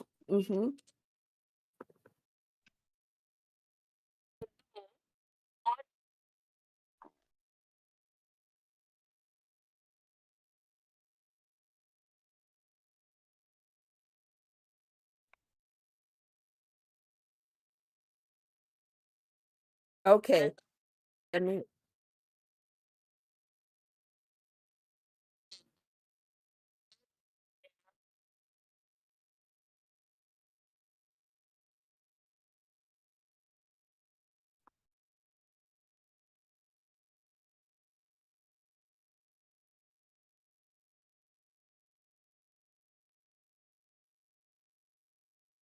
Right. Okay. I don't know how much of that you heard. Did you hear any of what was shared that No. she just? You go ahead, Carol, and Okay. have a proposal to tell you and your mom after I finish this. I go and make it easier for both of Okay. you, but go ahead. My mom is basically saying thank you very much for the amazing tributes that you have given to my mother, and that she was a positive influence on my mom, Valerie Walker, herself, as well as the grandchildren. And she wanted to say when Aunt Lee was passing, that's how we call her, Aunt Lee, that she was surrounded by family, and that she was able to speak to others overseas on the phone before she took her last breath, to let you know that she was surrounded by love, basically. This is what I'm proposing, Carol, right? Because I Yes. also have a program. This is the first time I'm doing this one where I have a live show where people calling about people who are, but I also have a program. The original program was Meadowbrook Memories, where I speak to, and I'm inviting you, your sister, and your brother, and your mom to come on and give your Meadowbrook memories, and just we can talk about Miss McClennon at the same time. If you are up to it, and if your mom is up to it, we set the technology up I will. different. Yes, I will definitely ask her. So just as FYI, my brother is deceased, but I will definitely check in with my mom and my sister to see if they would be interested. But like I was sharing, on behalf of the family, we wanted to thank you so much for honoring my aunt in such an amazing way. And the great respect that you have for her is very, very touching, and we appreciate each and every one of you very much. So thank you. That's and it's heartfelt. Just thank you. And thank your mom. I don't know if anybody have any I don't even want to use the word last word. Any other remark before you go, Carl, because I don't want to indulge on your time too much. This has been Yes, because amazing. I'm going to. This has been amazing. I have one Carol. last Yes, question. Carol. Hold on a second, Did Anthony. you- Hold on a second, Anthony. Dante, go ahead, Dante. Okay. Yeah. One last question, Carl. Did she ever complain at home about the students that were giving her a lot of problem at school? Especially you. If she did, I'm not going to say anything. They were asking, Dante was asking, did Auntie complain about any of the students when she got at home? And I just diplomatically said that if she did, I wasn't going to say anything. What he's really asking, Carol, is if she complained about him in particular. I know that's what he's saying. No, Yeah. no. The reason I'm asking is that she always herself as if she's nothing. She wasn't shaken by anything, and she was totally in charge. Okay. So you failed. But I know how difficult it is. I mean, know that I'm able to look at it from a different angle. How difficult it is to deal with for Okay. students that are different, Okay. and I know difficult for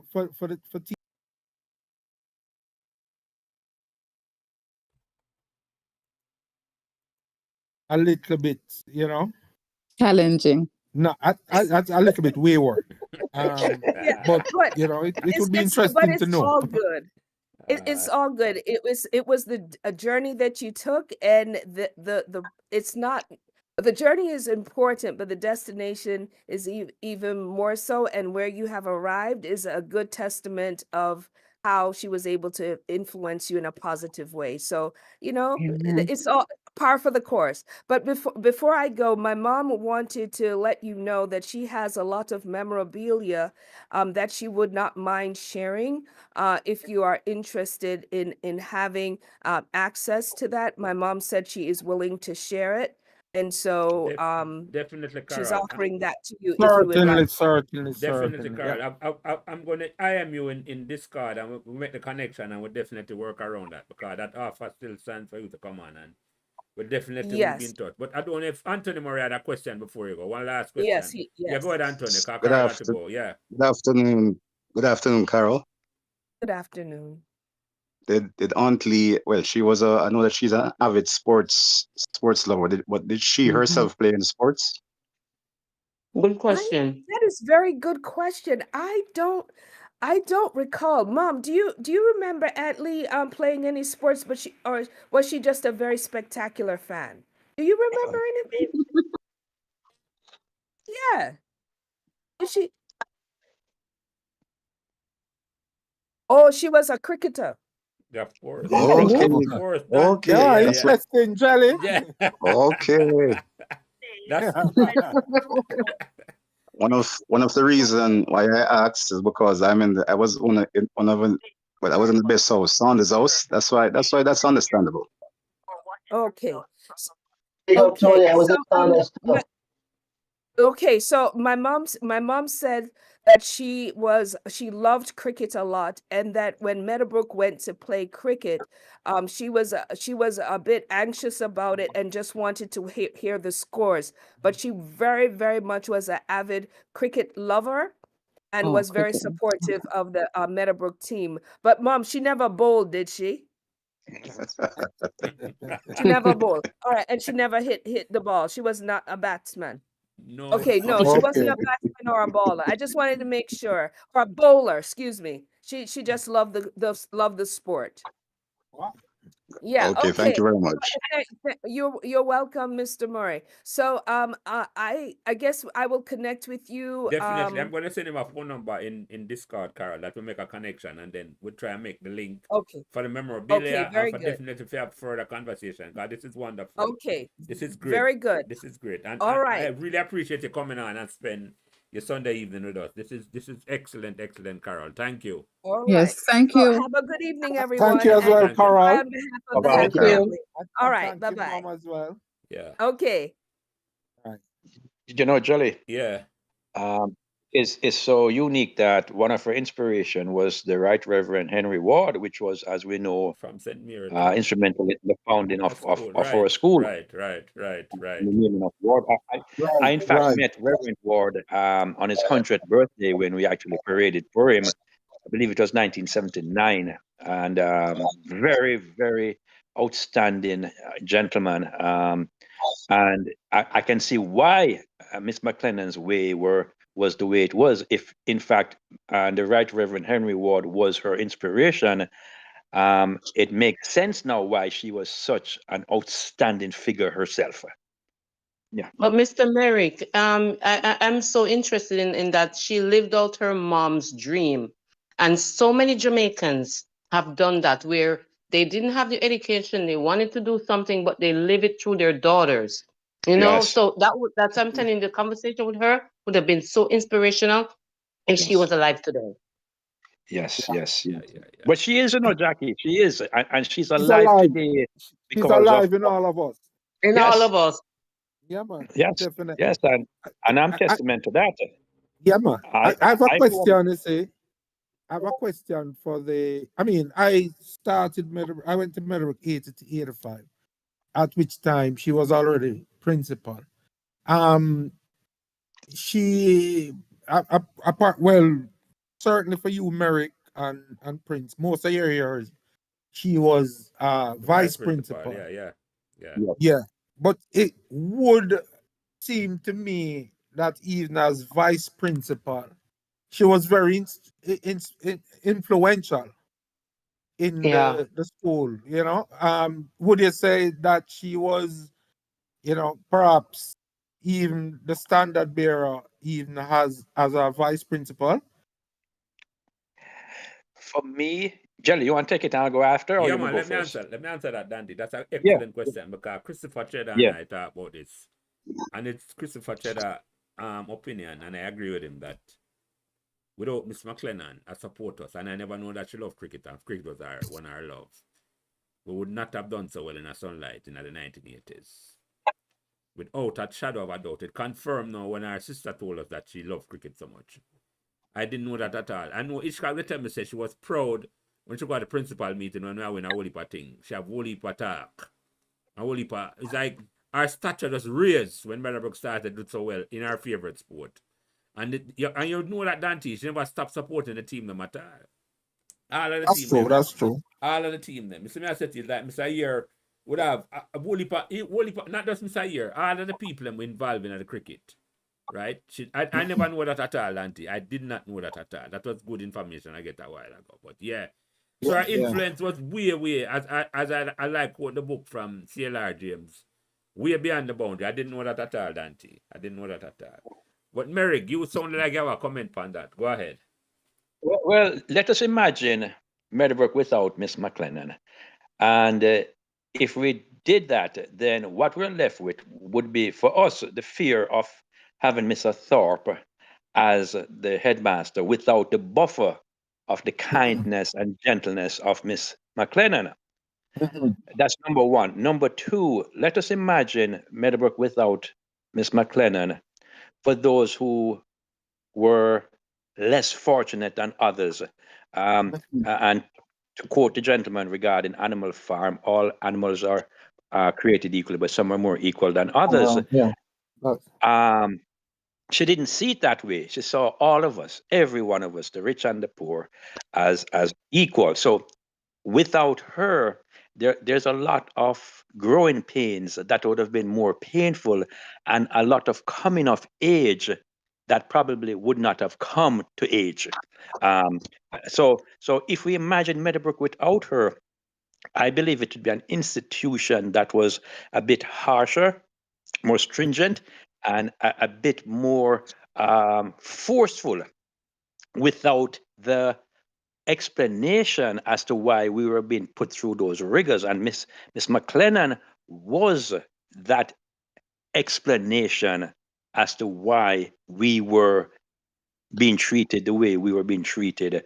And looking back now, the reason why I believe she is the mainstay of today's conversation was because she is and continues to be, as she was, the mainstay of Meadowbrook.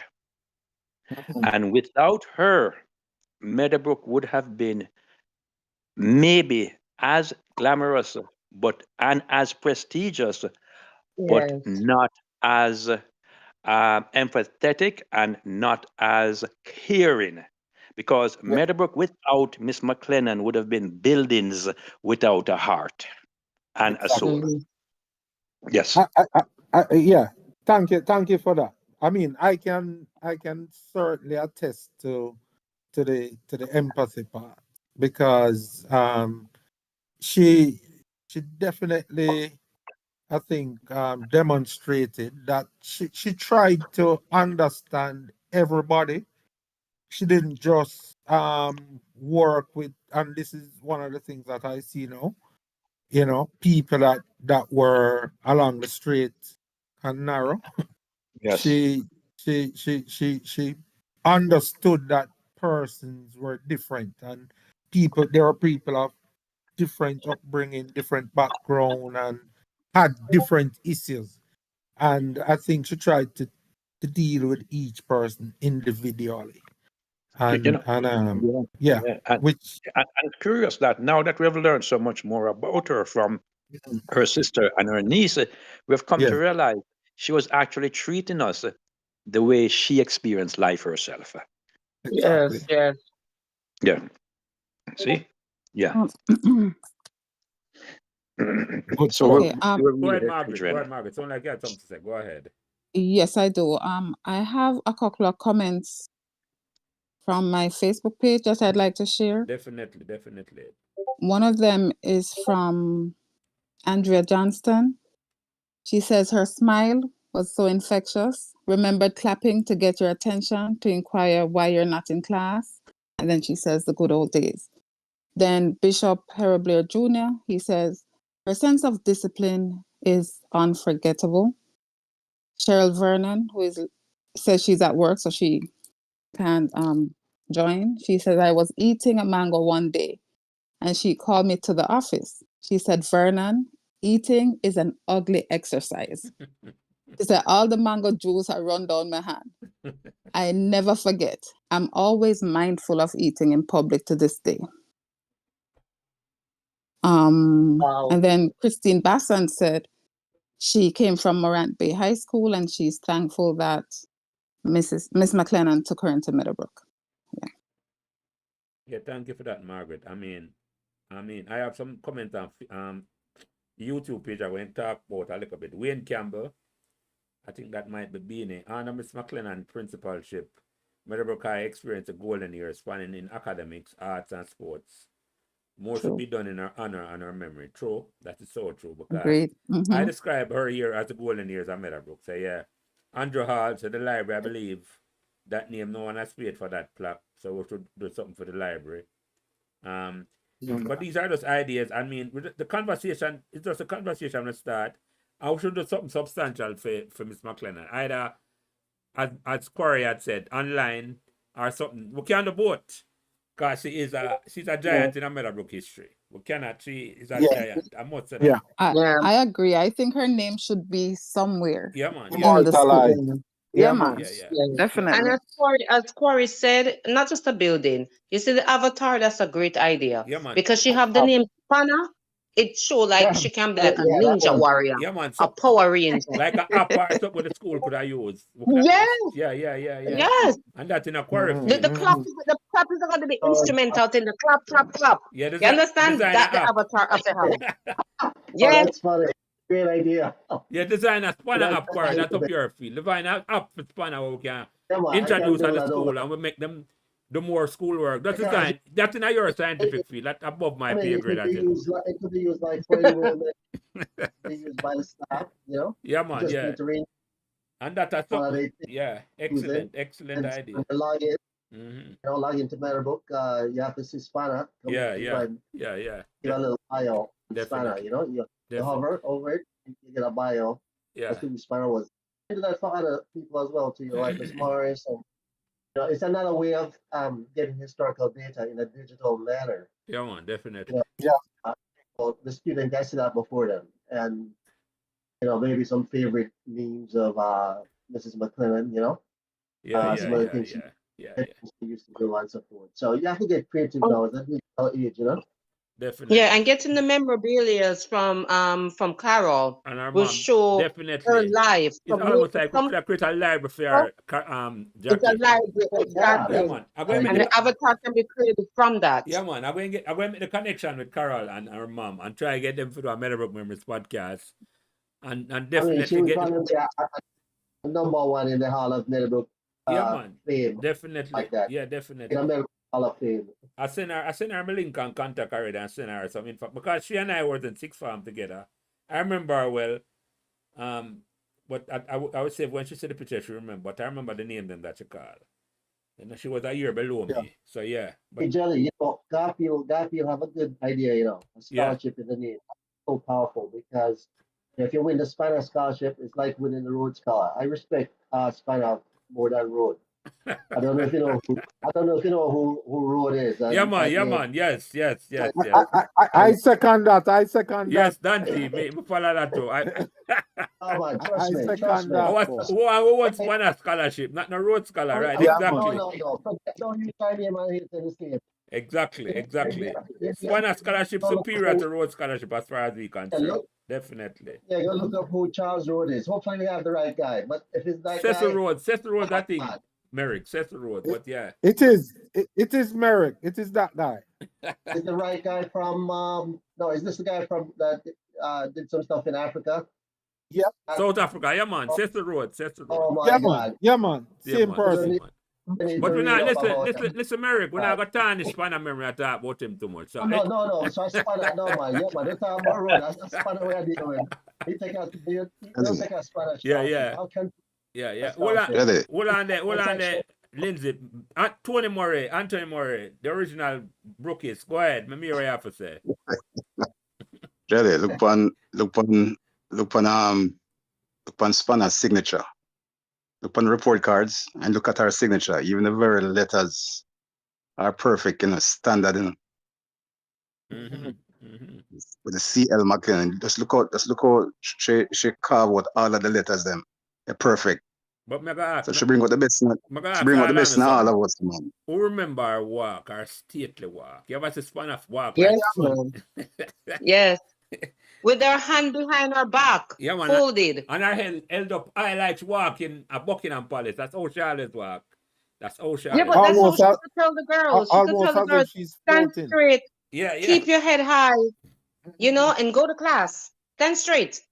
You know, she don't want no crouching. Yeah. So that's what I remember. She always had this walk, and her hand behind her. It showed the sternness when you put your hand behind you. You understand? And the walk, she was elegant. She was nicely Dantiago. dressed. Yeah. Dantiago. Hold on, I was sharing a story what my sister told me. And my sister went to Meadowbrook in the 1960s. I think 66. What? Yeah, man. Some hear about that story about Spanner before me start at Meadowbrook. And she always come and say, Spanner, I look on a little girl, a little boy, like him in the school, and like she said to him, what are you doing here? You just there. You don't come Meadowbrook to just be there. You must be or do something, you know. Something that effect. I don't quite remember. Wow. So she look on the man and say, you don't just come to Meadowbrook for be a furniture. In effect, she shouldn't have used those words. And I said, man, you must do something, man. Like should I say them just sit down and not do nothing? Spanner that reprimand him and say, no man, you must be and do something. And that's from in the 60s. That's the reputation of Spanner. Yeah. And that was when she was deputy headmistress? No, I don't think she was deputy headmistress at the time. Because I think in the 60s. I don't quite know she what was just a teacher. No, she was a Spanish teacher then. I don't know if it was Because that's when she just started teaching. Because So wait. Jerry, you tell me, say, all these years, nobody put up a Spanish scholarship?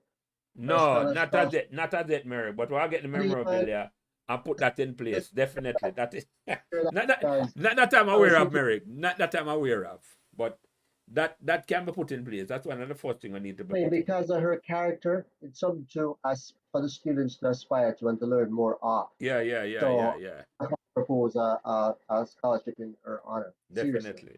Okay, so no politics have to take off there and talk about behind the paywall, as I said, because there's a lot of things you can do because we talk about her now. All of the members that come up back and you know. So yeah. I mean, the scholarship would have certain criteria, of course, you know. Yeah, man, definitely. I mean, I would certainly support 100%. And it would be kind of a, you know, I mean, like a select few just kind of on. Yeah. But who had known that Miss McClennon and Mr. Ward and Henry Ward, the Reverend Henry Ward, were had such a close connection from St. Mary? I know both of them. And were you aware of that, Dante? Dante? I wonder if I might think I freeze up here. I mean, you know, Jelly, I can tell you I wasn't, but, you know, it doesn't surprise me. The actual history and traceability, I mean, we see things as they are, but there's a long history before they come to be presented in front of us. So, you know, that's not really what we were doing, you know, in terms we just focus on school and everything, but look at archival history. Every moment that exists now is a sum of prior moments with essentially, you know, have to come from somewhere, right? Yeah. So it's no surprise they came from the same area, and it's, you know, it's like, you know, the Pilgrims coming to America, right? Yeah. You know, showed from the same area, and they tried to do some things, you know, for better or for worse, and you know, so you know, that's no surprise at all. How they ended up in Meadowbrook, who knows, right? But how does a Jamaican end up on this in San Sebastian, Spain? I can tell you a story about that. Looking for a train station, I'm headed into Biarritz in the south of France, and I could not find this. The bus dropped me off at the wrong place. I was supposed to catch this train, and so I said, all right, let me just walk and see what's going on. And then I asked two Spanish gentlemen in Spanish, you know, where the train station is. Them tell me that I'm no way there. And can you believe me, Jelly? A dreadlocks come from behind me. I said, what they said, them man? You know, I mean, out of nowhere. I could not believe it. Emilio, yeah. Dread was walking behind me, and you know, I don't see any dread or any people like us in that area in general. But this dread come out of nowhere and directed me to a train station, which was underground. Yeah. And you couldn't really, and it was just amazing. So I'm just, you know, we're everywhere. Yeah, man, definitely. We'll span the globe. And but exactly. The two people, Sarah Lindsay, the two people in the audience, Andrew McNamee and Rona. If you want to come back on stage, just raise your hand and we'll bring you back on stage. And believe it or not, we have been here for over 2 hours, almost 2.5 hours, and it's like I feel like I'm not with the attack. I'm glad Carol came on and come give us some weight name. can you read some of the comments from YouTube, Jelly? If you want to read them, Jackie, if you see them, I want to read them. You can certainly read them. I can read some of them. If your comments, I don't know if I seen the same one, but if you want to read them, Jackie, go ahead and do that. If you can. No, see I'm not on YouTube. Oh, you're I not was seeing wondering if there no, was man, any. I can read some of them. I can read some of them. Some of them. Cheryl Henry said, Miss McClennon gone but not forgotten. She was a legend in her time. May her soul rest in peace. Nasdam 68. I don't know who that person is. The Meadowbrook name. She's alive in all of us. I also said empathetic to the T. Stephen, I know Stephen Stadium, but that's Stephen. When last him again, Dante. Stephen. Steve, now I can't remember forget him last name. Stephen Williams? Yeah, Stephen Stephen Williams. Williams. Yeah, Thank that's you. Stephen Williams, right? Stephen, forgive me. Stephen Williams. I know him. She played a very vital and important role in my life during every 7 hours of school for the 5 years I was at Meadowbrook High School. Thank you for that, Stephen. I can go and see if I leave anybody off. I had to read some of the earlier thing. Carol McNair said Sanders, I was placed in Waters, but she took me out and put me in Sanders for the cheerleading team. Carol McNair also said, one spanner mess with you, she like you, which is true. Dante can attest to that. Yeah, man. Yeah. If she like you, yeah, that's true. Yeah. Definitely true. Yeah. Andrew All said she was one of the first teachers at Meadowbrook. I think she was on the first. I'm not certain, but that may be true. I don't know if she started 58 or 59. I've seen pictures. No, she started 58. Okay. Started 58. She start was with the original batch in Dante. Yeah, with the original batch. Yeah, man. Because I think I saw that picture with Miss Smith. That is Miss Smith was the secretary for the longest while, yeah. Right. Yeah. Can't we get someone to write the bio? I mean, we're iffy, you know? We want to know when she started, when she moved from being a Spanish teacher to a vice principal. You know, somebody can write the bio. Jackie, I'm going to nominate you, Jackie, our Mary. I second that. Anybody will see it, right? Jackie, I'm actually do it, man. Yeah, get. There's a book. It's a. Yeah, there's a book, a Meadowbrook memoirs book that was written by Bumpy. Yeah, I will Bumpy right name again. I don't remember his name. But that book has a lot of the history in there.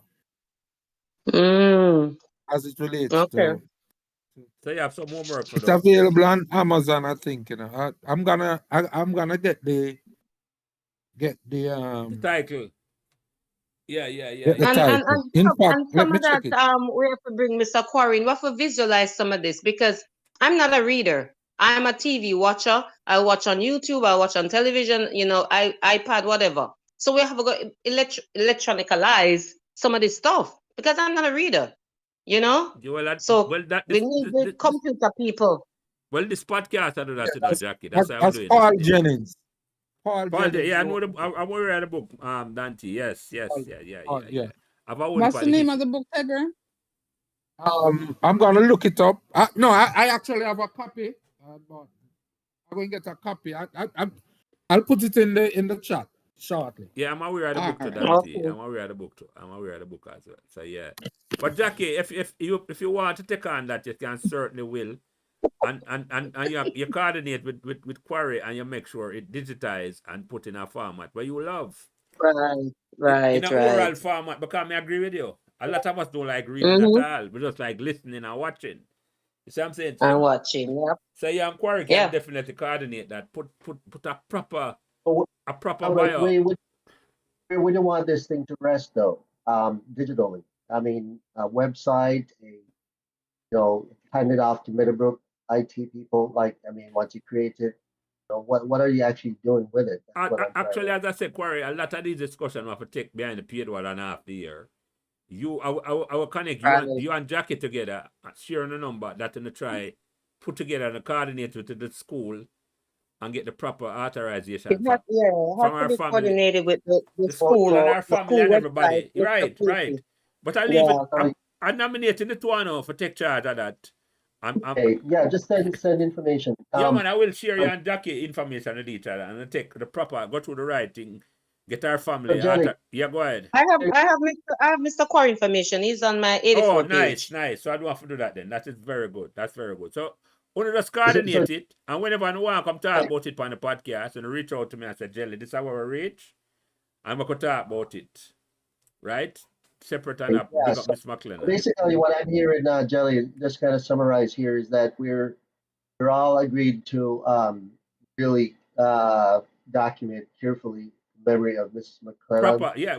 In a sense, no, you're right, Lindsay. In a sense, we want properly document the history. It's almost like you want to write history of Miss McClennon. Right. But hear me out. Right. But that's a preamble. That's a preamble to this scholarship, right? Yeah. It's not like we're creating a digital, something. I mean, we can go as far as an avatar. Yeah, man. No, but I understand. Basically, what I'm saying is that we will propose,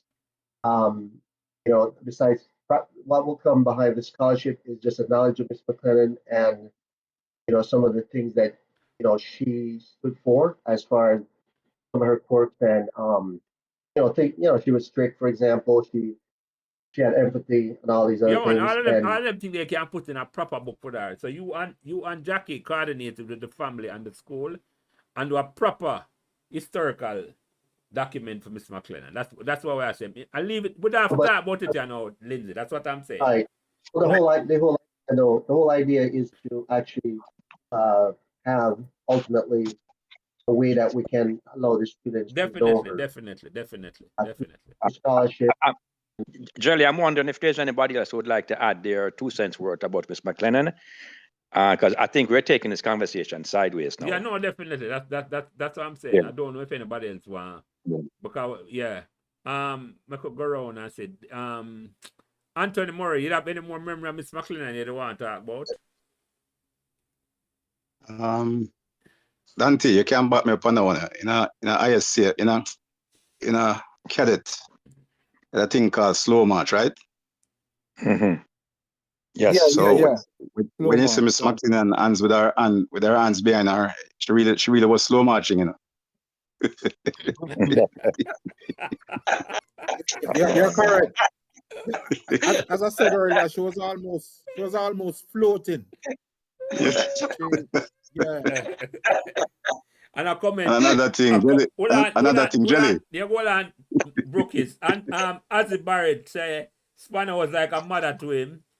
And but he might try to get on and can't get on. But me read what him sent to me. Oswald Barrett says Spanner was like a mother to him. Go ahead, Brookies. Go ahead. Yeah, man. And you see why the Sunlight team win so much matches, because she come from the parish a cricket, St. Mary. Yeah, man. Yeah. Grazing and them things. So she come inspire the cricket team, man. Yeah, that's so good, man. Yeah, man. And this conversation will be up on the YouTube channel immediately afterwards. So we can go listen back and we can share it with everybody.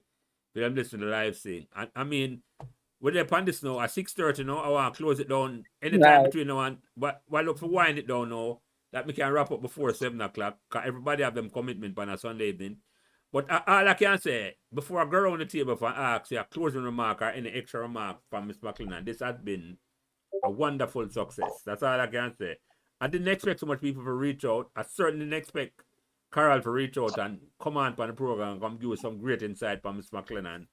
But this has been humbling for me that people come on and want to hear me run off my mouth and say what I about. And Jackie, you put together your friend and get it ready for talk about the next Meadowbrook Angel. And me and you talk about when you're going to set the date for Jacqueline Phillips after the year. All right, because you inspired this conversation.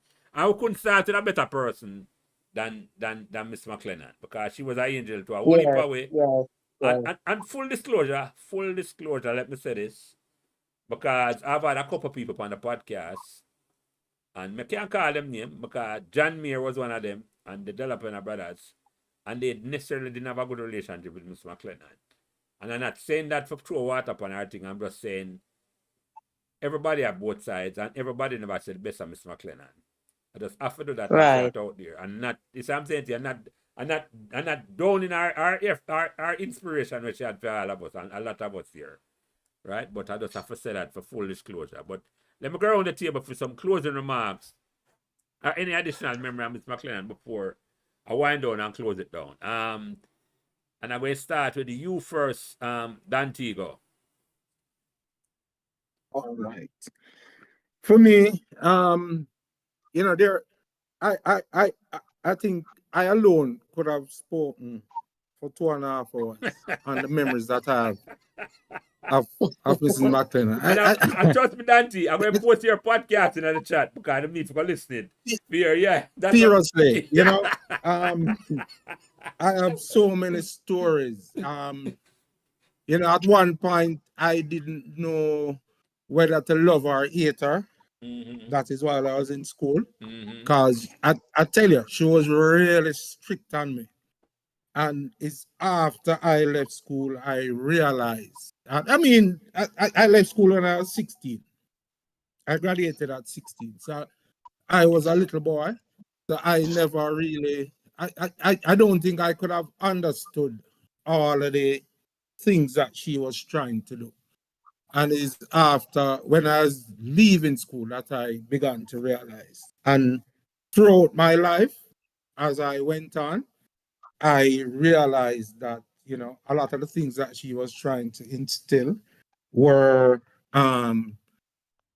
things that would have assisted in making me more successful, or to make me successful to make me be able to face life's challenges better.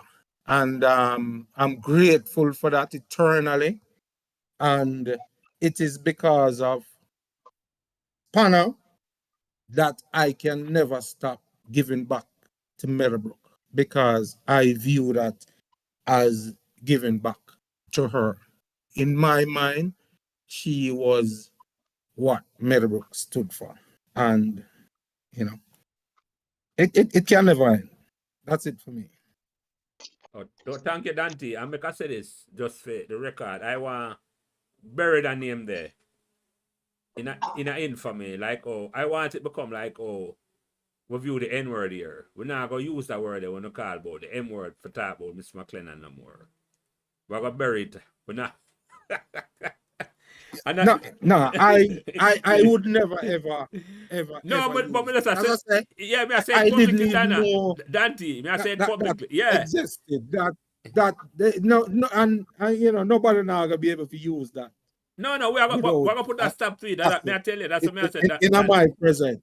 Right, no, Yeah. I make it public, nobody use that in my. I'm gonna say we're gonna use that. I'm gonna be like our N word. Anybody will call Miss McClennon from the M word there, we're gonna banish them, and them have to get a suspension and maybe a caning if necessary. We're gonna put them in a suspension. Digital caning, they might get Dante. Everybody, but yeah. But thank you, Dante. Thank you. I don't know if Rona or Andrew McNamee have anything for once. I'm going to bring them back on stage. But Jackie, you have any closing remark before I close out the program now? Closing remark is what you said earlier. Not everybody's gonna like Spanner, because not everybody understood the type of discipline. Some people like to be pet and powder. Some people like to be hit. Because you know how a lot of you have domestic thing and people feel that it's better for the husband to talk harsh to them, while some people like to be pet and powder. So not everybody understand the discipline of her. I mean, I was never encountered with her, but I understood it. And as older I get, I realize what she was trying to teach. And I respect it. And that's why there's, as I said, there's an interest in her life and how she came about to be that type of person. It's very pouring the way how, how she carried herself and the way how people thought of her. So not everybody's gonna have positive with her, because I don't have no positive, but I don't have a negative either.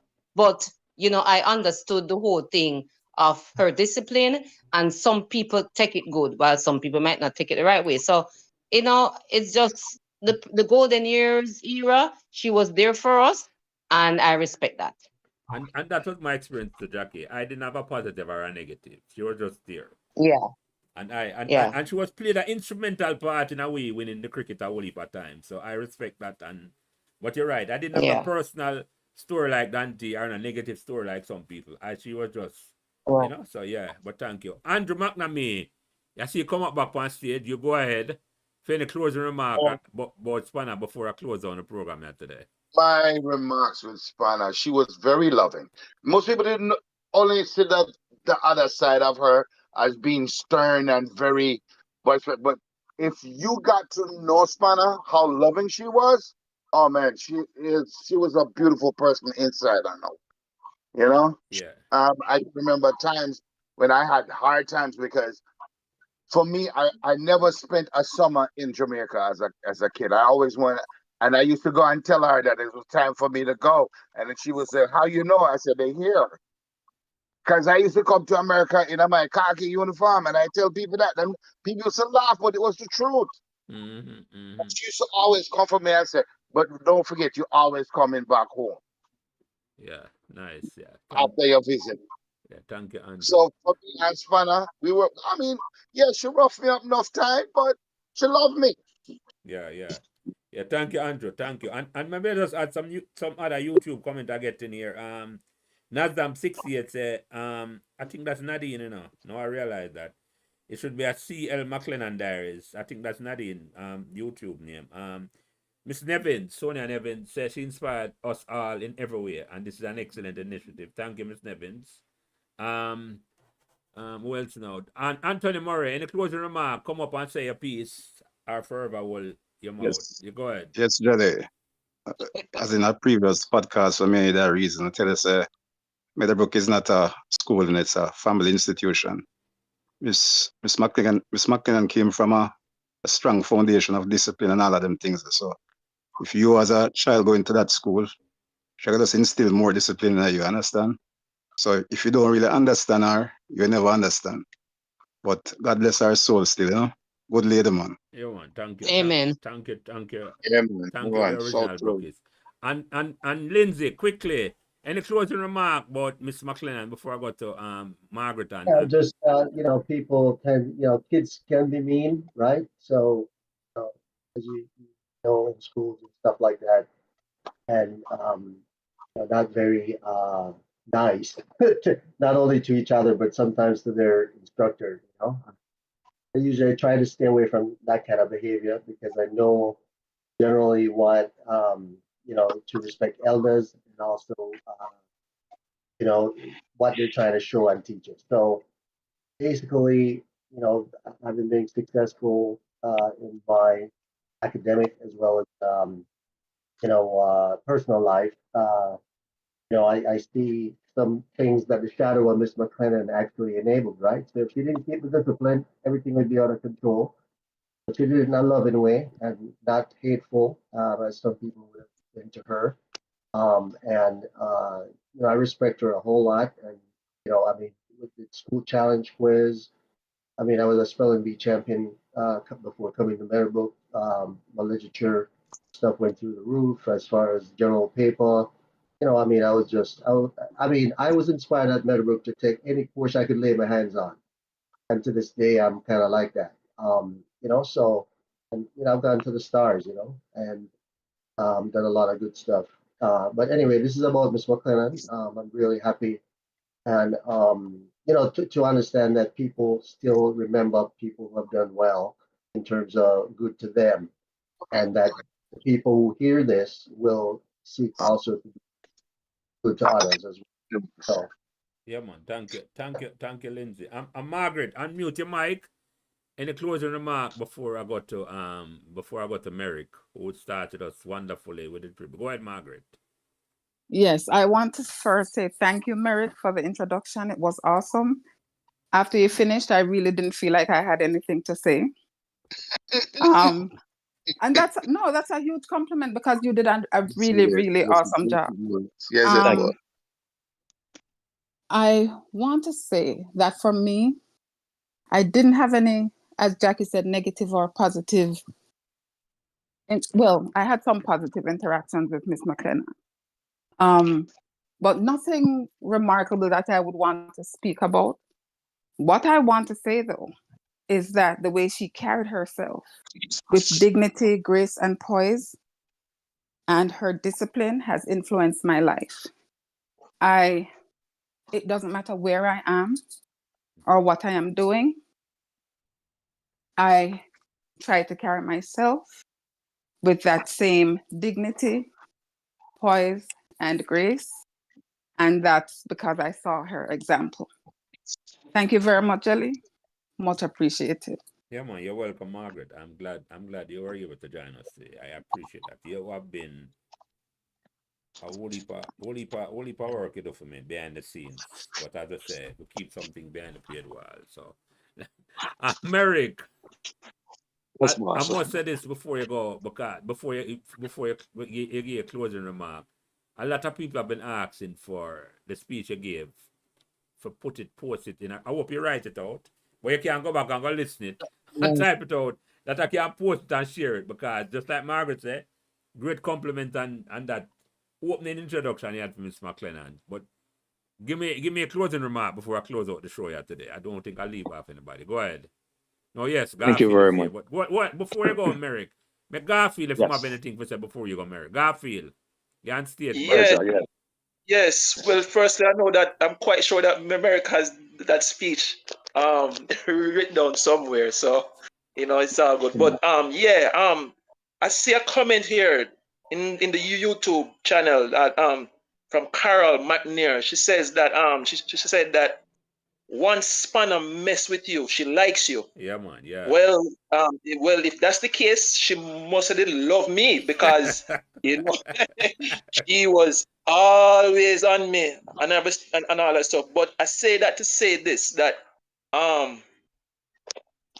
there whenever you going on your journey in life, all right, there's some people that is like etched in your memories, that they just there and all that stuff. And Spanner hold a permanent space in my memory. I mean, there's times when I'm here and I'm still hearing her calling my name, the way how she used to call my name, Mr. Treasure, or Garfield. That high pitch and all that stuff, and it tends to like draw you up and all of that stuff, and and I say that that Spanner is just the epitome of just discipline, caring, you know, empathy. Spanner is just awesome. All right, and I have to say this also, Jelly, to you, my brother. This platform that you have afforded us, all right, is Yes. so important. Let me tell you, so important. All right, and now there's a spin-off, which is the Meadowbrook Angels. Jelly, kudos to you. Kudos to you, my brother. Thanks for facilitating all of us, giving us a chance to express ourselves, and and just keeping this Meadowbrook memories alive. To all of you, eat a splendid lux the best you. Love all of you. Blessed love. Yeah, Harry. thank you, Treasure. I Amen. appreciate that. I appreciate it. Yeah, Merrick, go Yes, sir. ahead. Go ahead, Merrick. Jelly, past is prologue. And that being said, what we were taught by Miss McClennon, for us, some of us, close to 50 years ago, is now playing itself out in our current lives. We are, in fact, the product of the teachings of a person that understood humanity. She understood children. She was there to do her job, and she did it quite well in fine style. She did it with grace, honor, and dignity. Miss McClennon was more than just an educator. Miss McClennon played a role in the lives of all of us. She was stern yet fair, and she Amen. was, thank you, she was friendly. She was a counselor, she was a mentor, she was a parent, she was a grandparent, she was a sister, she was a brother, she was an aunt, she was an uncle. Miss McClennon was the guiding force in the lives of a lot of us. Yes, And sir. as we pass through the portals of the great institution, Meadowbrook, and step into the world that lied in front of us close to 40, 50 years ago, we were well prepared, not only because of what we learned at Meadowbrook, but what Miss McClennon instilled in us. Today is a special day for us, Jelly. Today we recognize one of the greats and the great sacrifices made by that human being known as Miss McClennon, and what she has done for us. And today we proudly commemorate her who has taken up and took up that task years ago to educate us, to mold us, and to shape us for the future that she told us about. And she made that promise that we are, in fact, the future. She was the guide and the guiding light through our dark years. And today, I am proud to honor our teacher, our educator, our guide, our mentor, our guiding force, Miss C L McClennon. And for all of you who have in one way or the other contributed to today's program, I, for one, will tell you she is alive within our souls. And let her light continue to shine in our dignified behavior. Within us, yeah. Yes, well said, Merrick. Well said. Thank you, Merrick. Thank you, Merrick. Forever, Brookis. Brookis, let me close this out quickly because we are here for almost 3 hours. This has been a wonderful inaugural Meadowbrook Angels program. And thank you, Jackie, again for inspiring me to do this. And I will leave. Yeah. I too much name to remember. I'm going to read all of them and then I just enough name. And now I disrespect nobody.